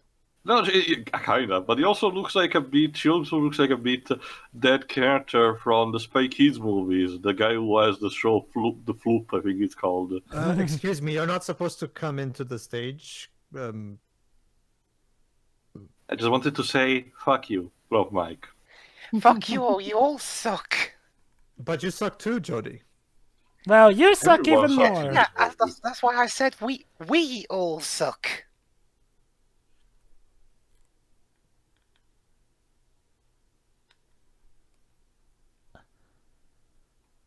Oh, this is the moment No, where the movie you're tries not. to do its You're speech. really not. You're really not, honey. I have You're not met. really, really, where really this is tall. going. You're not. You're just a bit tall.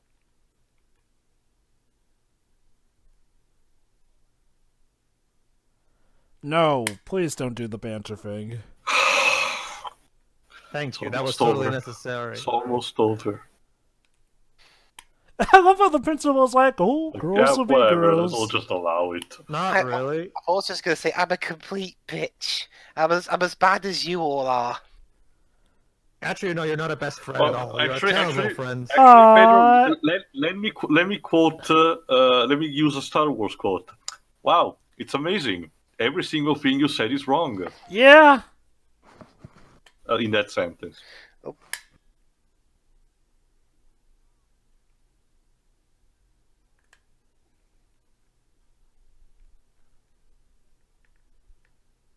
I mean, you're all right. It's just Morrigan?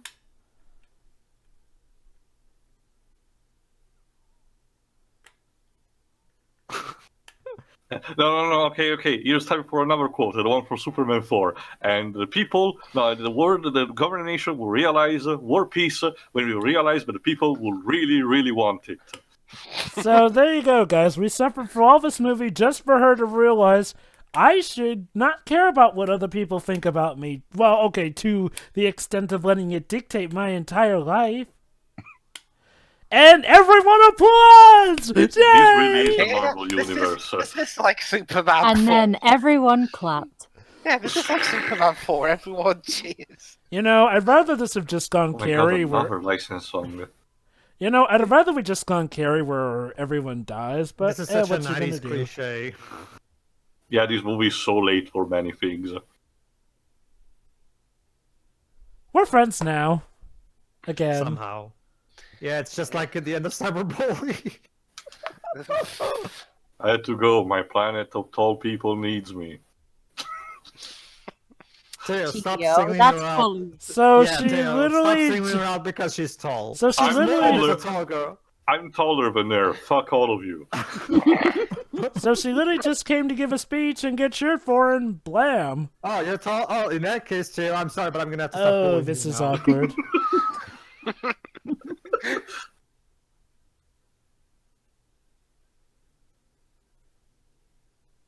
No, it wasn't. It really wasn't. Even so, like, okay, true test moment of the movie. Will she act like a decent human being and just drop him or not? Obviously, Teo, you know how this is gonna end. Wait for it. It varies this particular bit. No.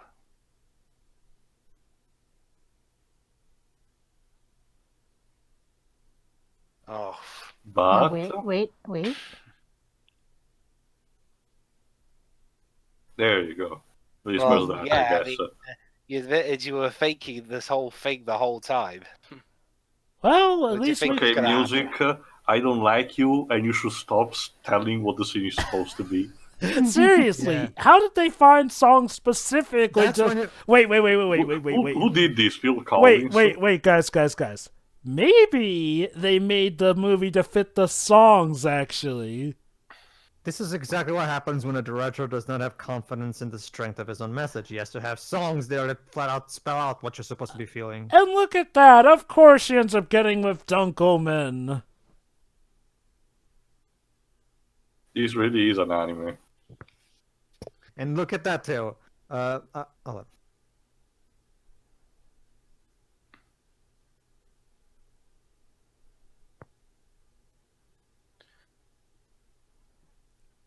Therefore, I deem you willing to be my boyfriend. Really? That's all it takes for you? Someone to get punched? This kind of this scene kind of proves my point that it's like she had nothing against him being short. It was just she was insecure due to all the bullying, so she thought dating a short guy, regardless of how much she liked him, would have caused more problems for her, which is why she wanted to go for someone taller. The problem is that the movie does a terrible job explaining that. Oh, it does. But Yeah. this scene kind of does point in that direction. Not just that, Cribs, but there's also the fact that she had the fact that a guy has to be punched in order for her to deem him worthy. That tells a lot about her. That Yeah, I don't. that's what I have to say. Not worthy, just for her to realize that somebody can actually genuinely like her. You know, it's films like in terms of quality of movies, it's films like this that put Dark Phoenix, the film, Look at that! over He a had TO. the crate there. Oh, Step and that's one. why he carries the milk crate around all the time, It's just a for good the thing day when no he you can kisses see my her. face palm.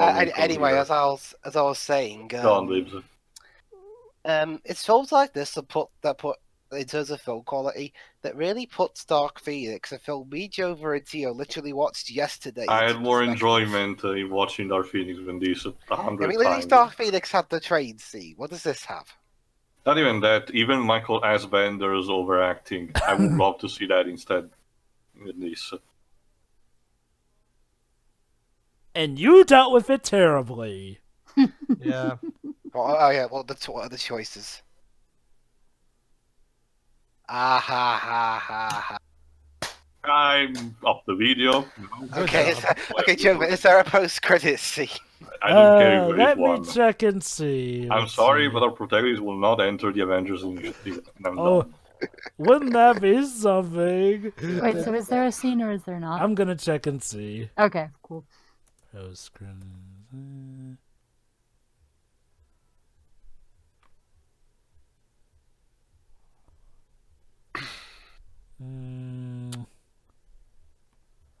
Oh, there is some end credits scenes apparently.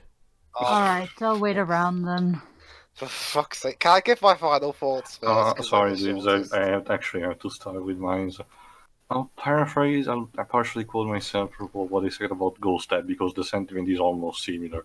This movie to me is garbage, and not even in an ironical way. It's even if I give the benefit of the doubt and say that there is a legitimate way, legitimate problem in people, girls, getting bullied by their height. Oh god, they're using It Takes Two.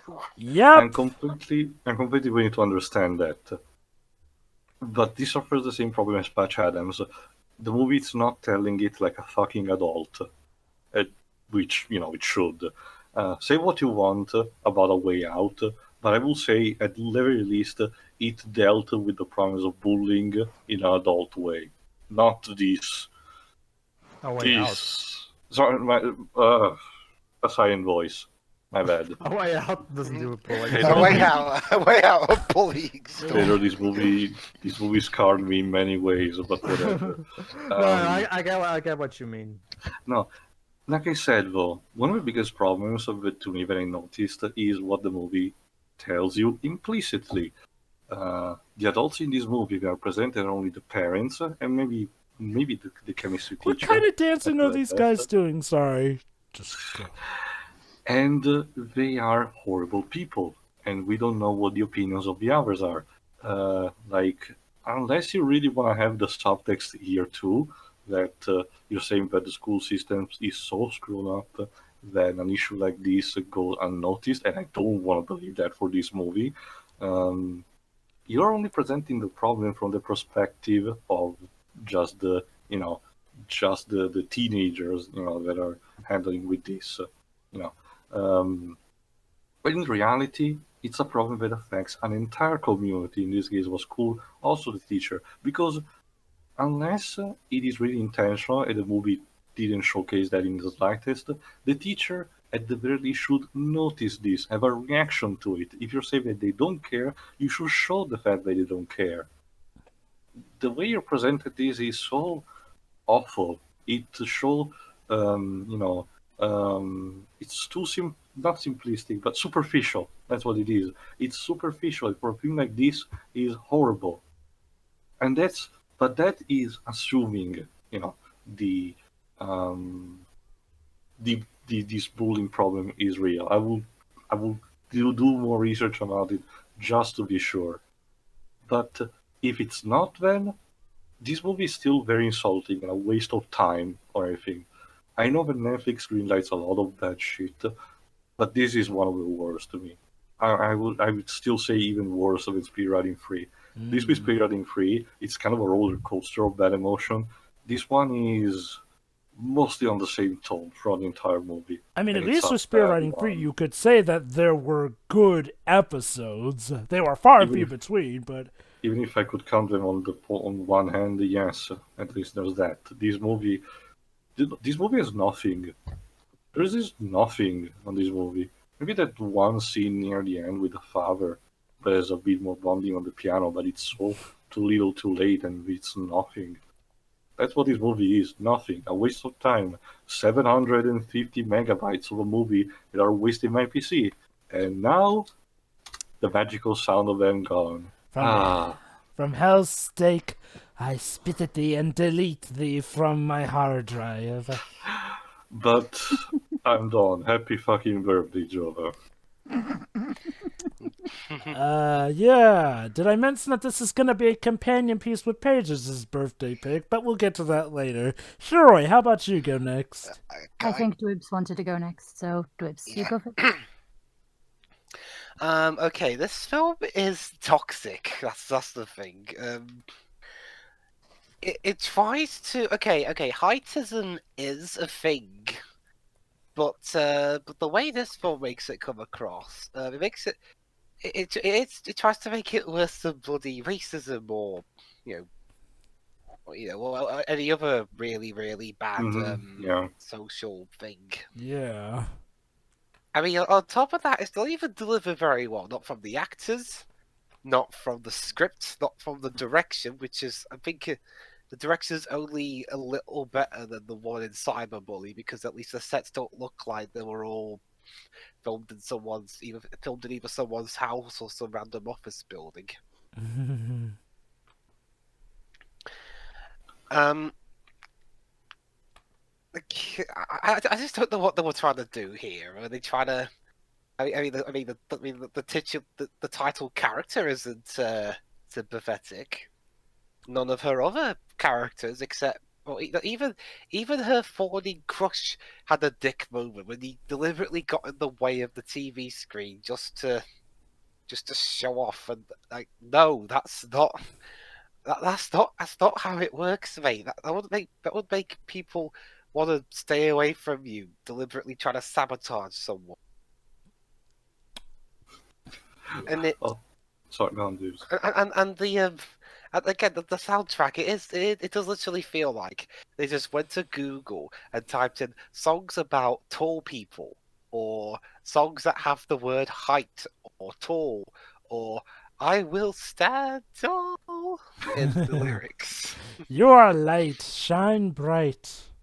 I'm surprised standing tall on the wings of my dreams wasn't a song in this movie, because it has the word standing tall in it. I guess they knew that they would get crucified for purging that song into the mix because people really love that one. Jovah, they purged It Takes Two into this mix. True. Also, most of the user review on IMDb are more concentrated about the fact that Stig's actor was not a good representation of Sweden than anything else. Yeah, because that's the biggest problem. He's not actually Swedish.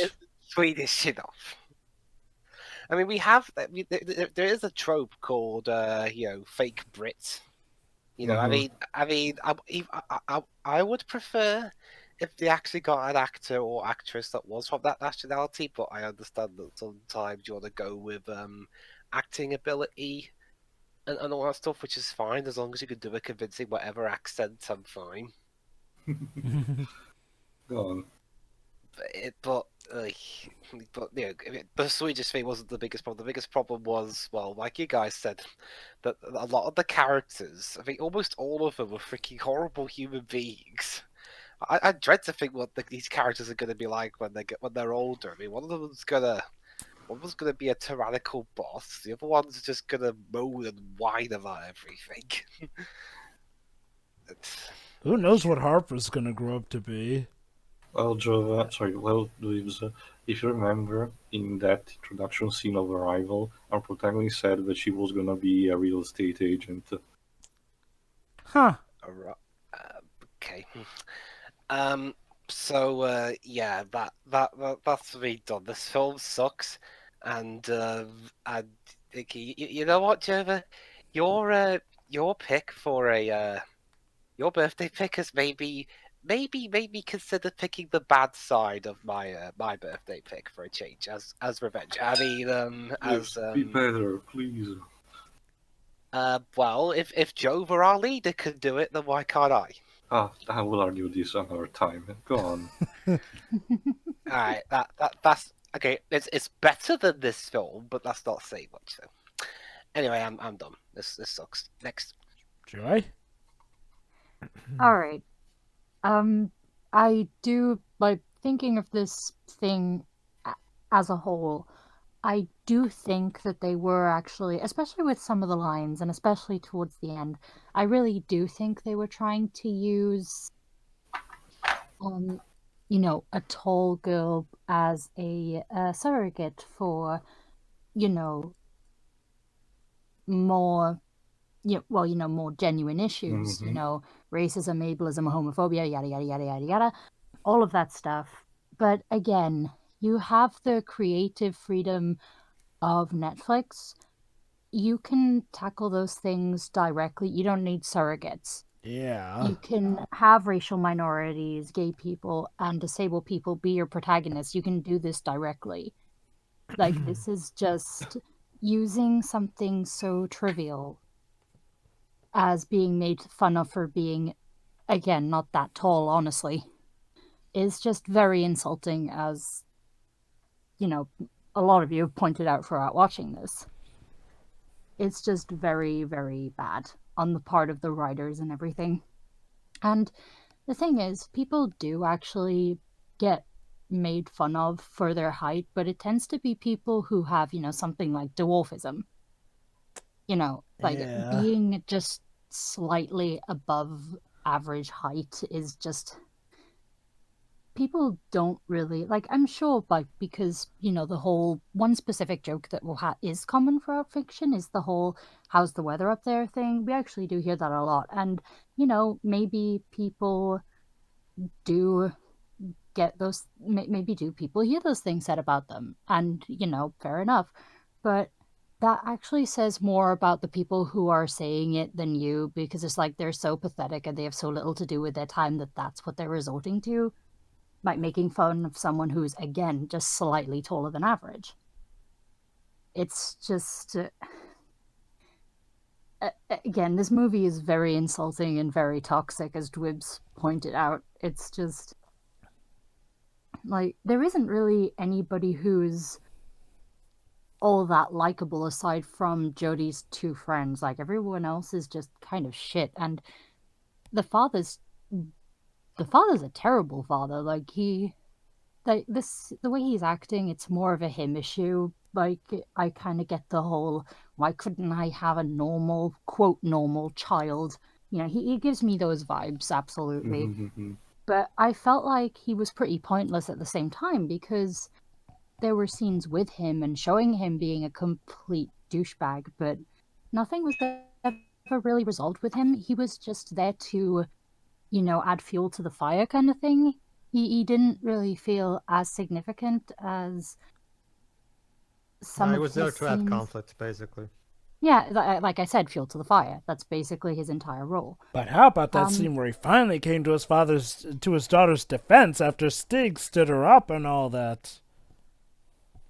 Yeah, nah, I'm not buying it. He's still a shithead father. Like, he's been a shithead to her ever since she was a child and decided to recommend drugs to a GP. Like, seriously. But apparently one piano session means they're now okay. Because playing music together, like, just, it brings about friendships and things. You know that, Jovah. Of course. Yeah. Oh, God. There's actually, like, aside from the genuinely toxic parts of this movie, the rest of it is just by the numbers teen drama rom-com shit, prom and everything. And to the point where they literally have a song that our main protagonist can't even sing, as she's clearly dubbed over with terrible lip sync. And the whole foreign exchange student shtick, like, yeah, who also turned out to be very problematic because he liked the attention he was getting, and it let him turn him to the dark side. yes. But again, like, aside from the two friends, there really isn't anybody in. Well, the sister's not that bad. Again, like, she's not a terrible person. She's quite in your face, but you know, she's nowhere near as bad as the rest of them. So yeah, those three are fine enough. Again, I think a lot of Jodie's bitchy behavior is due to her being very insecure. Unfortunately, as you pointed out, Pedro, like the movie and Jovah, the movie does a terrible job actually portraying that, and that's why it falls completely flat on its face. But I still see it, and I do believe that that's what they were trying to do. And going on to what Tio said, I don't think this is the same as My Name, where no, A Silent Voice. Sorry, A Silent Voice. Silent Voice. Yeah, that's a completely different movie. Nah, My Name is where there's a whole boy and girl swapping bodies. Sure, Yeah. it seems, but we can't remember the proper name at the beginning. Go on. But yes, because the teachers are non-existent in this movie, whereas I think even in Japan, the original manga had a lot of backlash because I don't think teachers, like the school system in Japan, wanted it to get out how bad the system actually was. Because I think that's what I was thinking for that movie. Yeah, because I think a good aspect of the manga is that it was in some ways, a genuine commentary on the school system at the time of writing. I don't think they did that here because we didn't really see any of the teachers. Like, we saw the was it the chemistry teacher? Yeah, chemistry And teacher. And the person principals who at the very end. That's it. the person who I assumed was the principal, basically. Like, so I don't think it was that. I mean, this movie is just a complete mess. It's an insult to people who have to go through very severe issues of bullying for a matter of different reasons that we've all stated a number of times. This is just, again, you should have portrayed it directly, if you were going to do something like that. Because I still after watching it, I still stand by my theory that they wanted to show people how, ridiculous bullying people for being different is, but again, it's just so terrible and toxic, and the writers have no clue. Jeez, this was an awful, awful movie, and I'm done. That's the thing with Shiroi. Like, Zootopia used animals as an allegory for racial relations. So you can't have allegories. You just have to know what you're fucking doing. I think what Shiroi means is like, well, considering I think how this Zootopia was was under more close to being on the nose. Like, it wasn't exactly on the nose, but it was far more blatant than what this is. Also, like Shiroi said, unlike, Zootopia, which was under Disney, this was under Netflix's umbrella. Like, you don't have to make an allegory. I mean, you can be Disney as on the do have nose. to hold themselves back slightly. That was my point with the whole Netflix thing, is that they don't have to do that. Yeah. So not doing it is cowardice on part of the writers. But yes, go ahead. Pedro.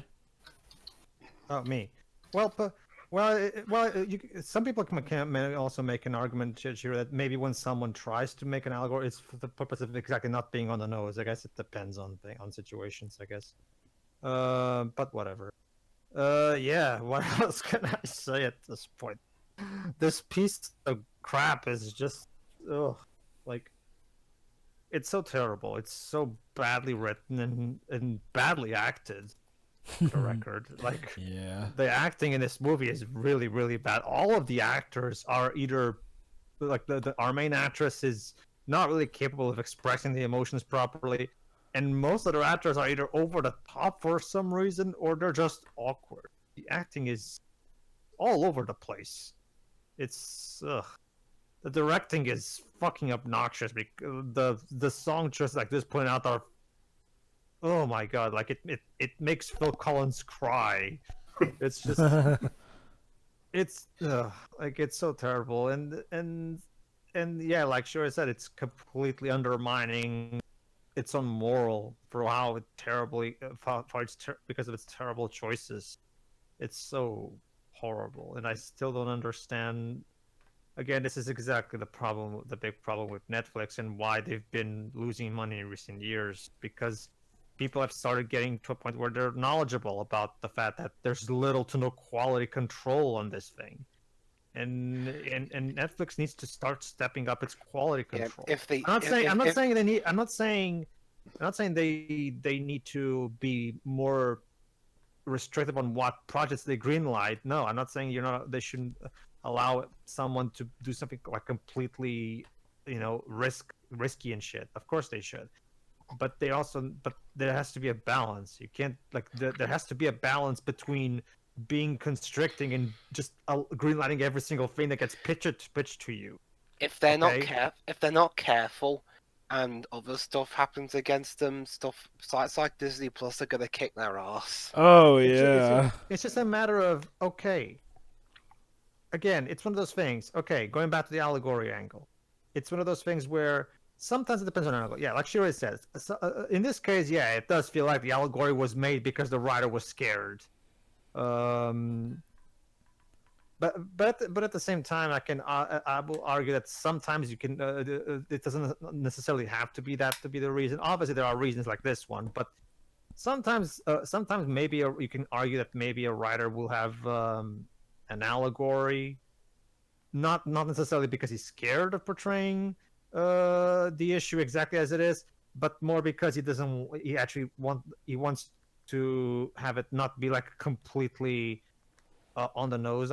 Maybe some people it boils down to something like that. I think it all comes down to the fact that this movie has the goal to say that being tall is the worst thing ever. Like, allegory or not, you better know what you're talking about when you say something is like the worst thing ever. Yes, another example is how Detroit's allegory is terrible as well, and that's not even a matter of David Cage, I think, being afraid. Maybe I think it was just a matter of he genuinely thinks he was being that clever. Yeah, that I get, because there are a lot of sci-fi works that use machine androids as an allegory for other groups of people. So it's not like it's new. It's just that David Cage is terrible at it.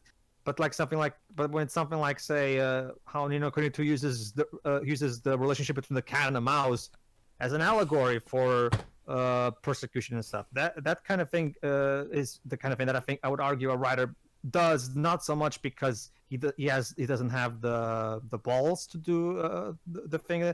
It's more so the fact that it also depends on what kind of audience you're catering to. This movie is clearly catering teenagers to adults.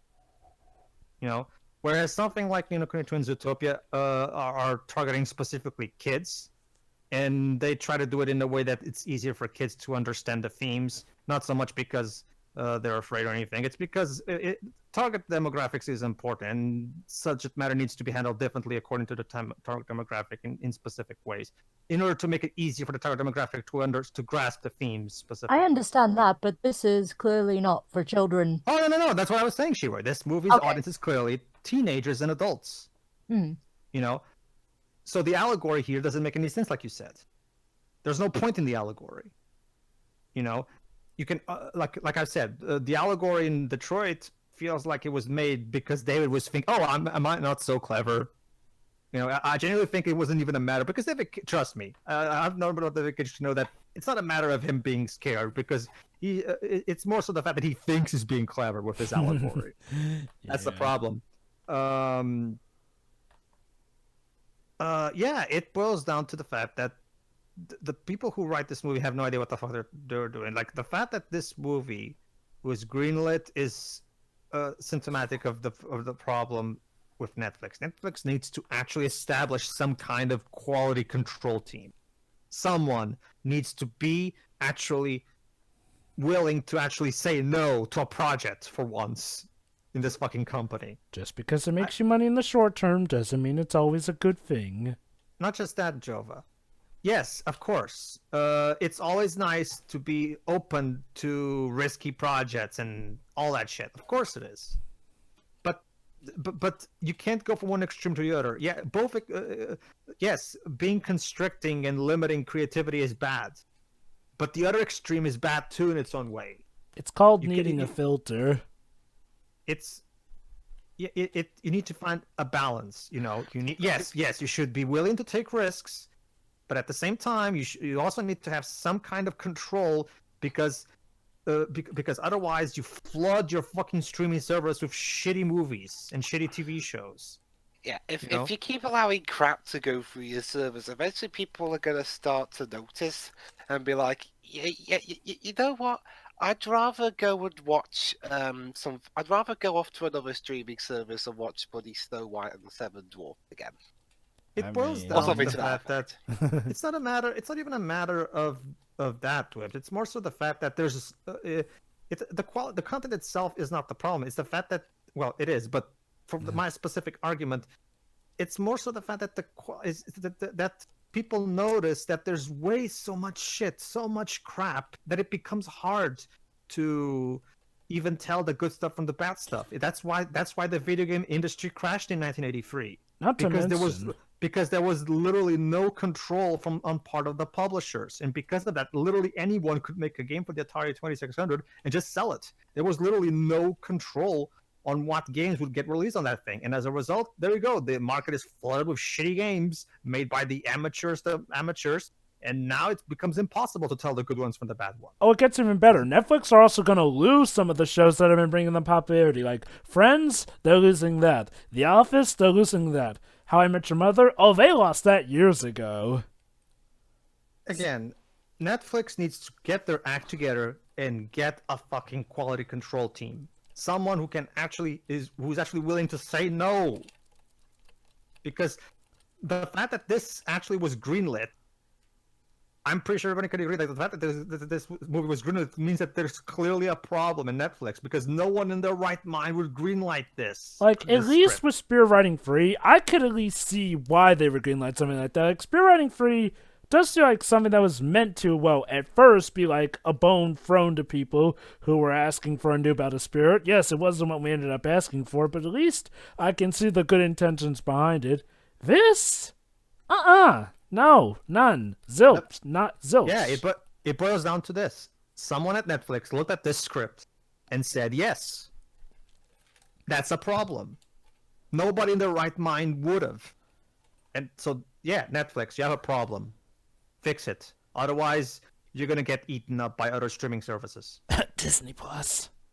Not even just that, Jovah. Disney HBO Plus. is making their own. Oh yeah, HBO is making their Hulu's. own. And I'm pretty sure Warner Brothers at some point is probably going to make one as well. Oh yeah, So, they got plans.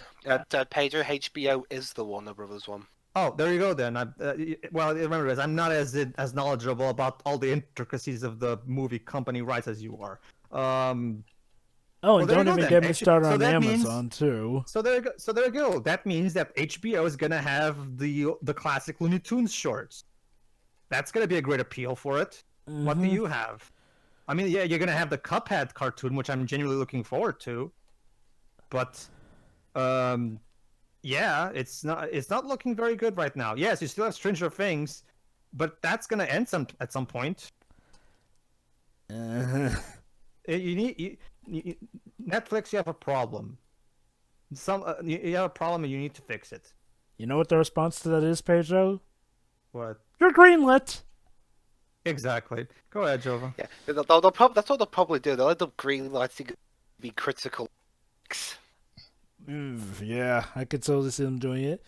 Folks, look, I think the best way to describe this movie is like, well, this movie is the sole product of corporate greed. Like, and I know it's technically not corporate, but it has all the feelings of corporate greed. Like, everything about this movie feels like it's calculated just to get in on every little cliche it can to earn as many brownie points as possible. Ooh, let's try and make our character relatable by having her be oh so sad dealing with a problem in high school, and at the end she'll give a speech that everyone will cheer for, ensuring the audience, telling them, look at that, you can do all that if you just believe, or some stuff. I mean, literally the message of this is just, like yourself, which, yes, is a good moral to tell, having self-esteem. That said, the problem lies deeply in the execution. Wow, where to begin? Okay, talk about corporate greed. The music in this movie is some of the most factory set I've ever seen. And no, I'm not talking about the playlist. I'm talking about the actual music here with the ever so sad piano, the pretentious piano, and yeah, a lot of this is piano based when you get down to it too. How about that? Oh boy, it's like, okay, when you start off, the movie feels like it's just gonna be dumb.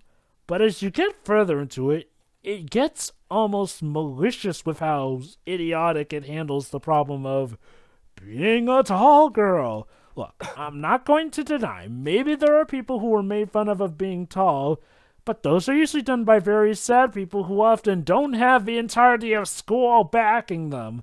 Like, when we watched The Silent Voice, one of the problems we had with it was how it over-exemplified things to the point where they were unrealistic. But I'll give A Silent Voice credit, it did try to handle those things in an adult way. The problem was how much it overdid it to the point of being over-realistic. But aside from that, it at least felt like, yeah, I could actually see this stuff happening in school, to the point where even the Japan School Society saw it that way. Whereas with this movie, none of this is realistic from the get-go, and this movie tries to play fast and loose in the sense where, oh, we'll have people make fun of people, but we'll try and keep it PG safe. Like, just stuff like, how's the weather up there? Or, ooh, a phone joke, a prank call. Well, look, I get that those are definitely malicious pranks, but it goes down to this. How old are you to think that this is how teenagers would really act in school? Like, again, the fact that we don't even see anyone respect our talents. Like, hell, at least in A Silent Voice, we saw more people respecting the talents of the deaf protagonist than we do here. There should be people asking her out because they like him tall. In fact, there is one boy, but oh, she can't go with him because he's too short. Like, whether or not there's some double meaning behind this, like, oh, she just doesn't have enough self-esteem in her stuff, the movie just feels content to present it as she feels that he's too short, but she'll totally go out with this tall guy here and there. Oh, God, gag me. And you know what's sad? Okay. And this movie, in its corporate greed, tries to have an actual music number, one that's actually sung by the characters, but they have to have the female protagonist be dubbed over in some of the worst lip syncing I've ever seen in my life. It's like, here's an idea. Instead of thinking how you should do it, you should think, should we do it? Like, that's what this movie feels like. Just something that should not have been a thing. Like, I really do not understand the motivations behind this. Like, yes, whether or not this is an allegory for something bigger, it feels like the movie takes it so seriously to the point where I kind of feel like I am supposed to care about this girl being so tall. Like, jeez. And again, the line, you think your life is tough. Yes, my life is tough, but I don't spend all these monologues going on about it like you do. And again, you're a tall, white, blonde, attractive female. Totally, your life is doomed to be the worst, with absolutely nobody interest you ever. Ever! That, Jovah. You think your life, you're tough. Honey, everybody's life is tough to some extent. Some more than others, obviously. But everybody's life in general is tough, regardless of who you are. Like, it's just...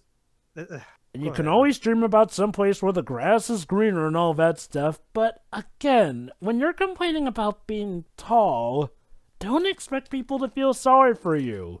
Oh, and yeah, you could go on, oh, maybe she has a medical condition for depression. Nope!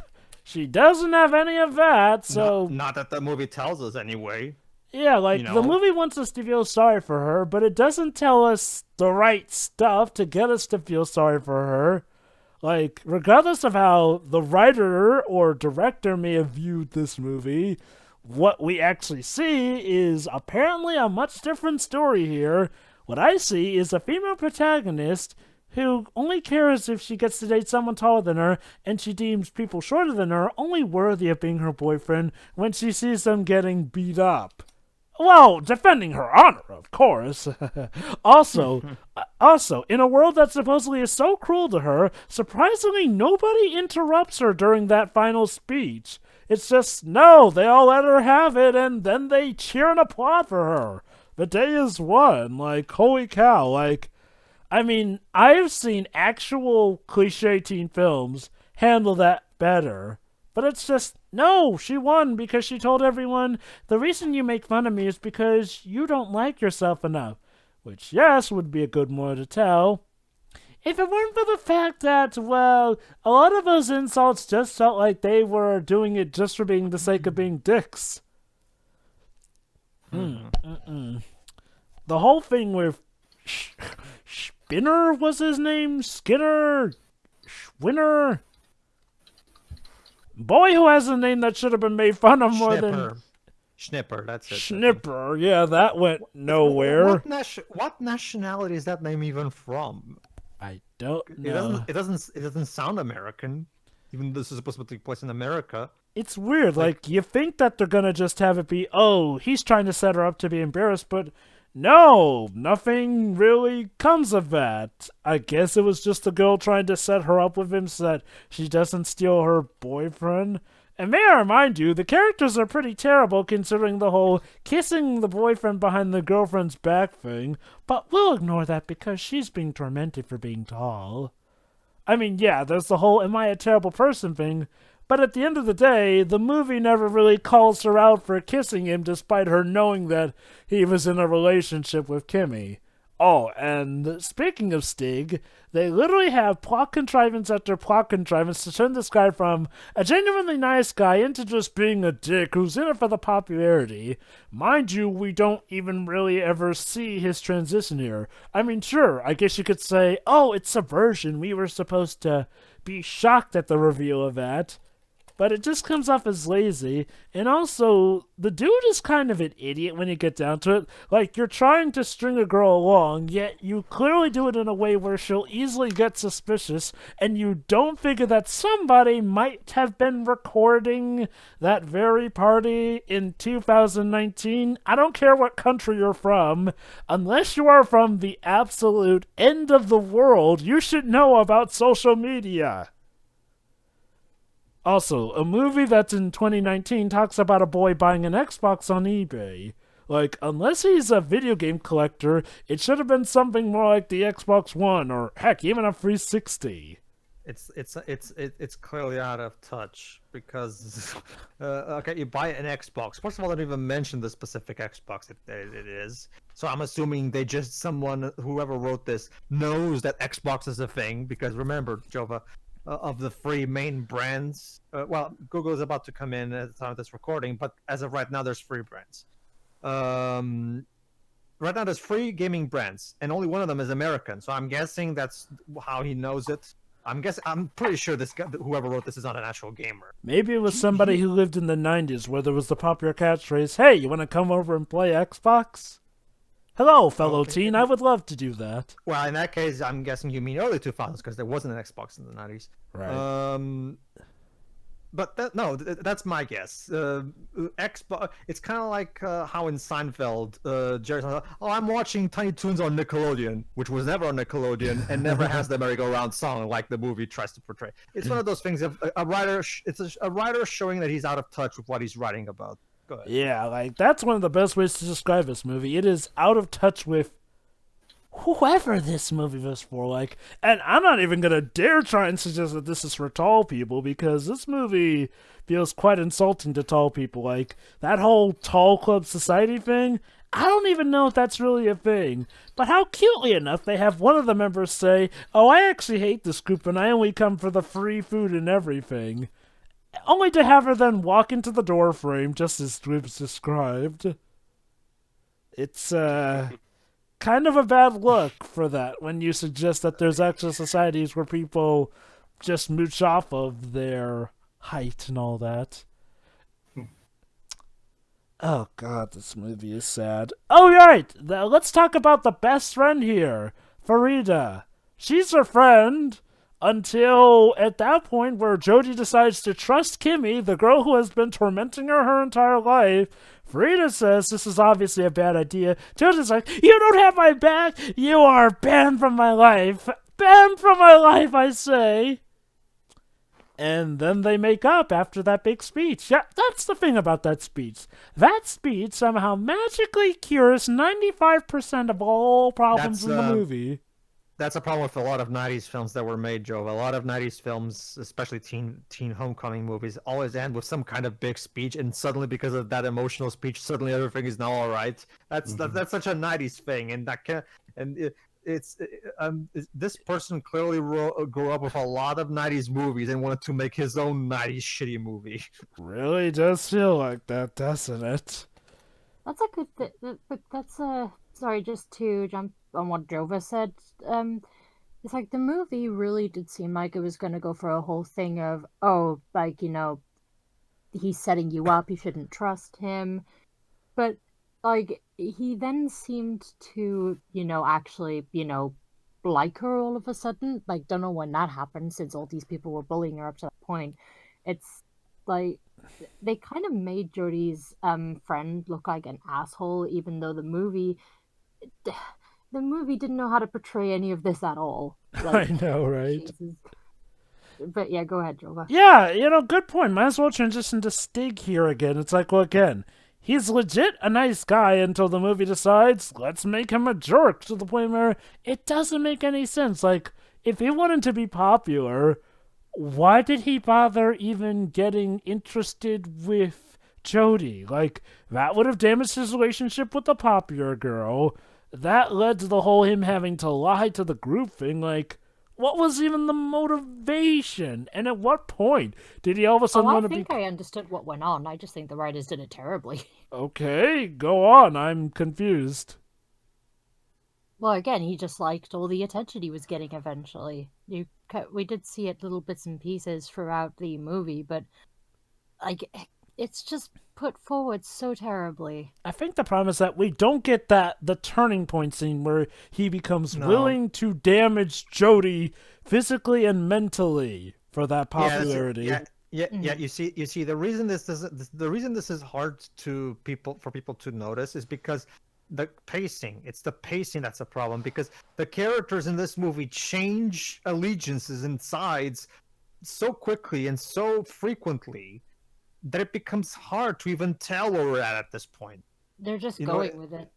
Exactly. Like, there's no believability in anything that goes on. Again, this is like, you can't have a character switch allegiance or switch his side on a matter like that. You can't. It doesn't work. It does. Like, I guess you can, if the character has ADHD or any kind of other mental illness that involves that kind of thing, then yes, you can have that. But that's the one context where that might work. But in this context, it doesn't. It just comes across as bad writing. As someone who's dealt with ADD or ADHD, I can tell you, ADD doesn't even make you suddenly switch sides. It just makes it harder for you to concentrate. No, I was about to say ADHD and ADD, they don't work like that. That's the thing. Sorry. So this movie, no, that's fine. It just further adds to the point that this movie has no idea what the fuck. All right. Hell. Going off of this movie, how much would I bet that's what they would have portrayed ADD as, switching sides? Okay. In that case, I want to say bipolar disorder. Then is that correct? I wouldn't be able to tell you because I actually don't know. Let's just say it's terrible writing. Yeah, we're just gonna call it terrible writing. Yeah, I mean. See, unlike this movie, we know to actually do our research before making final judgment calls. Well, except for me, I didn't actually do any research on any of these matters. I'm just saying this completely out of the blue, just trying to dissect this thing. Well, Pedro, unlike the movie, you're able to admit when you're wrong. No, nobody's blaming you for anything, Pedro. I'm not claiming to be an expert on any of this.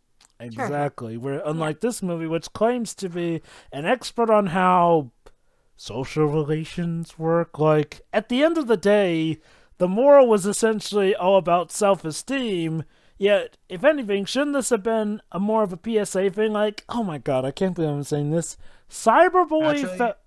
What? Actually, that's another good point about this movie, Jovah. Why should I have to do the research instead of whoever wrote this? Wasn't this supposed to be a movie educating us about it? Yeah, then why do I have to? I learned nothing. Why do I have to do research then? Oops. Like, if you're the one who's supposed to educate me, then why are you asking me to be educated before I even come in? How much more can we deem this movie a failure? Let's talk about Jodie's family here.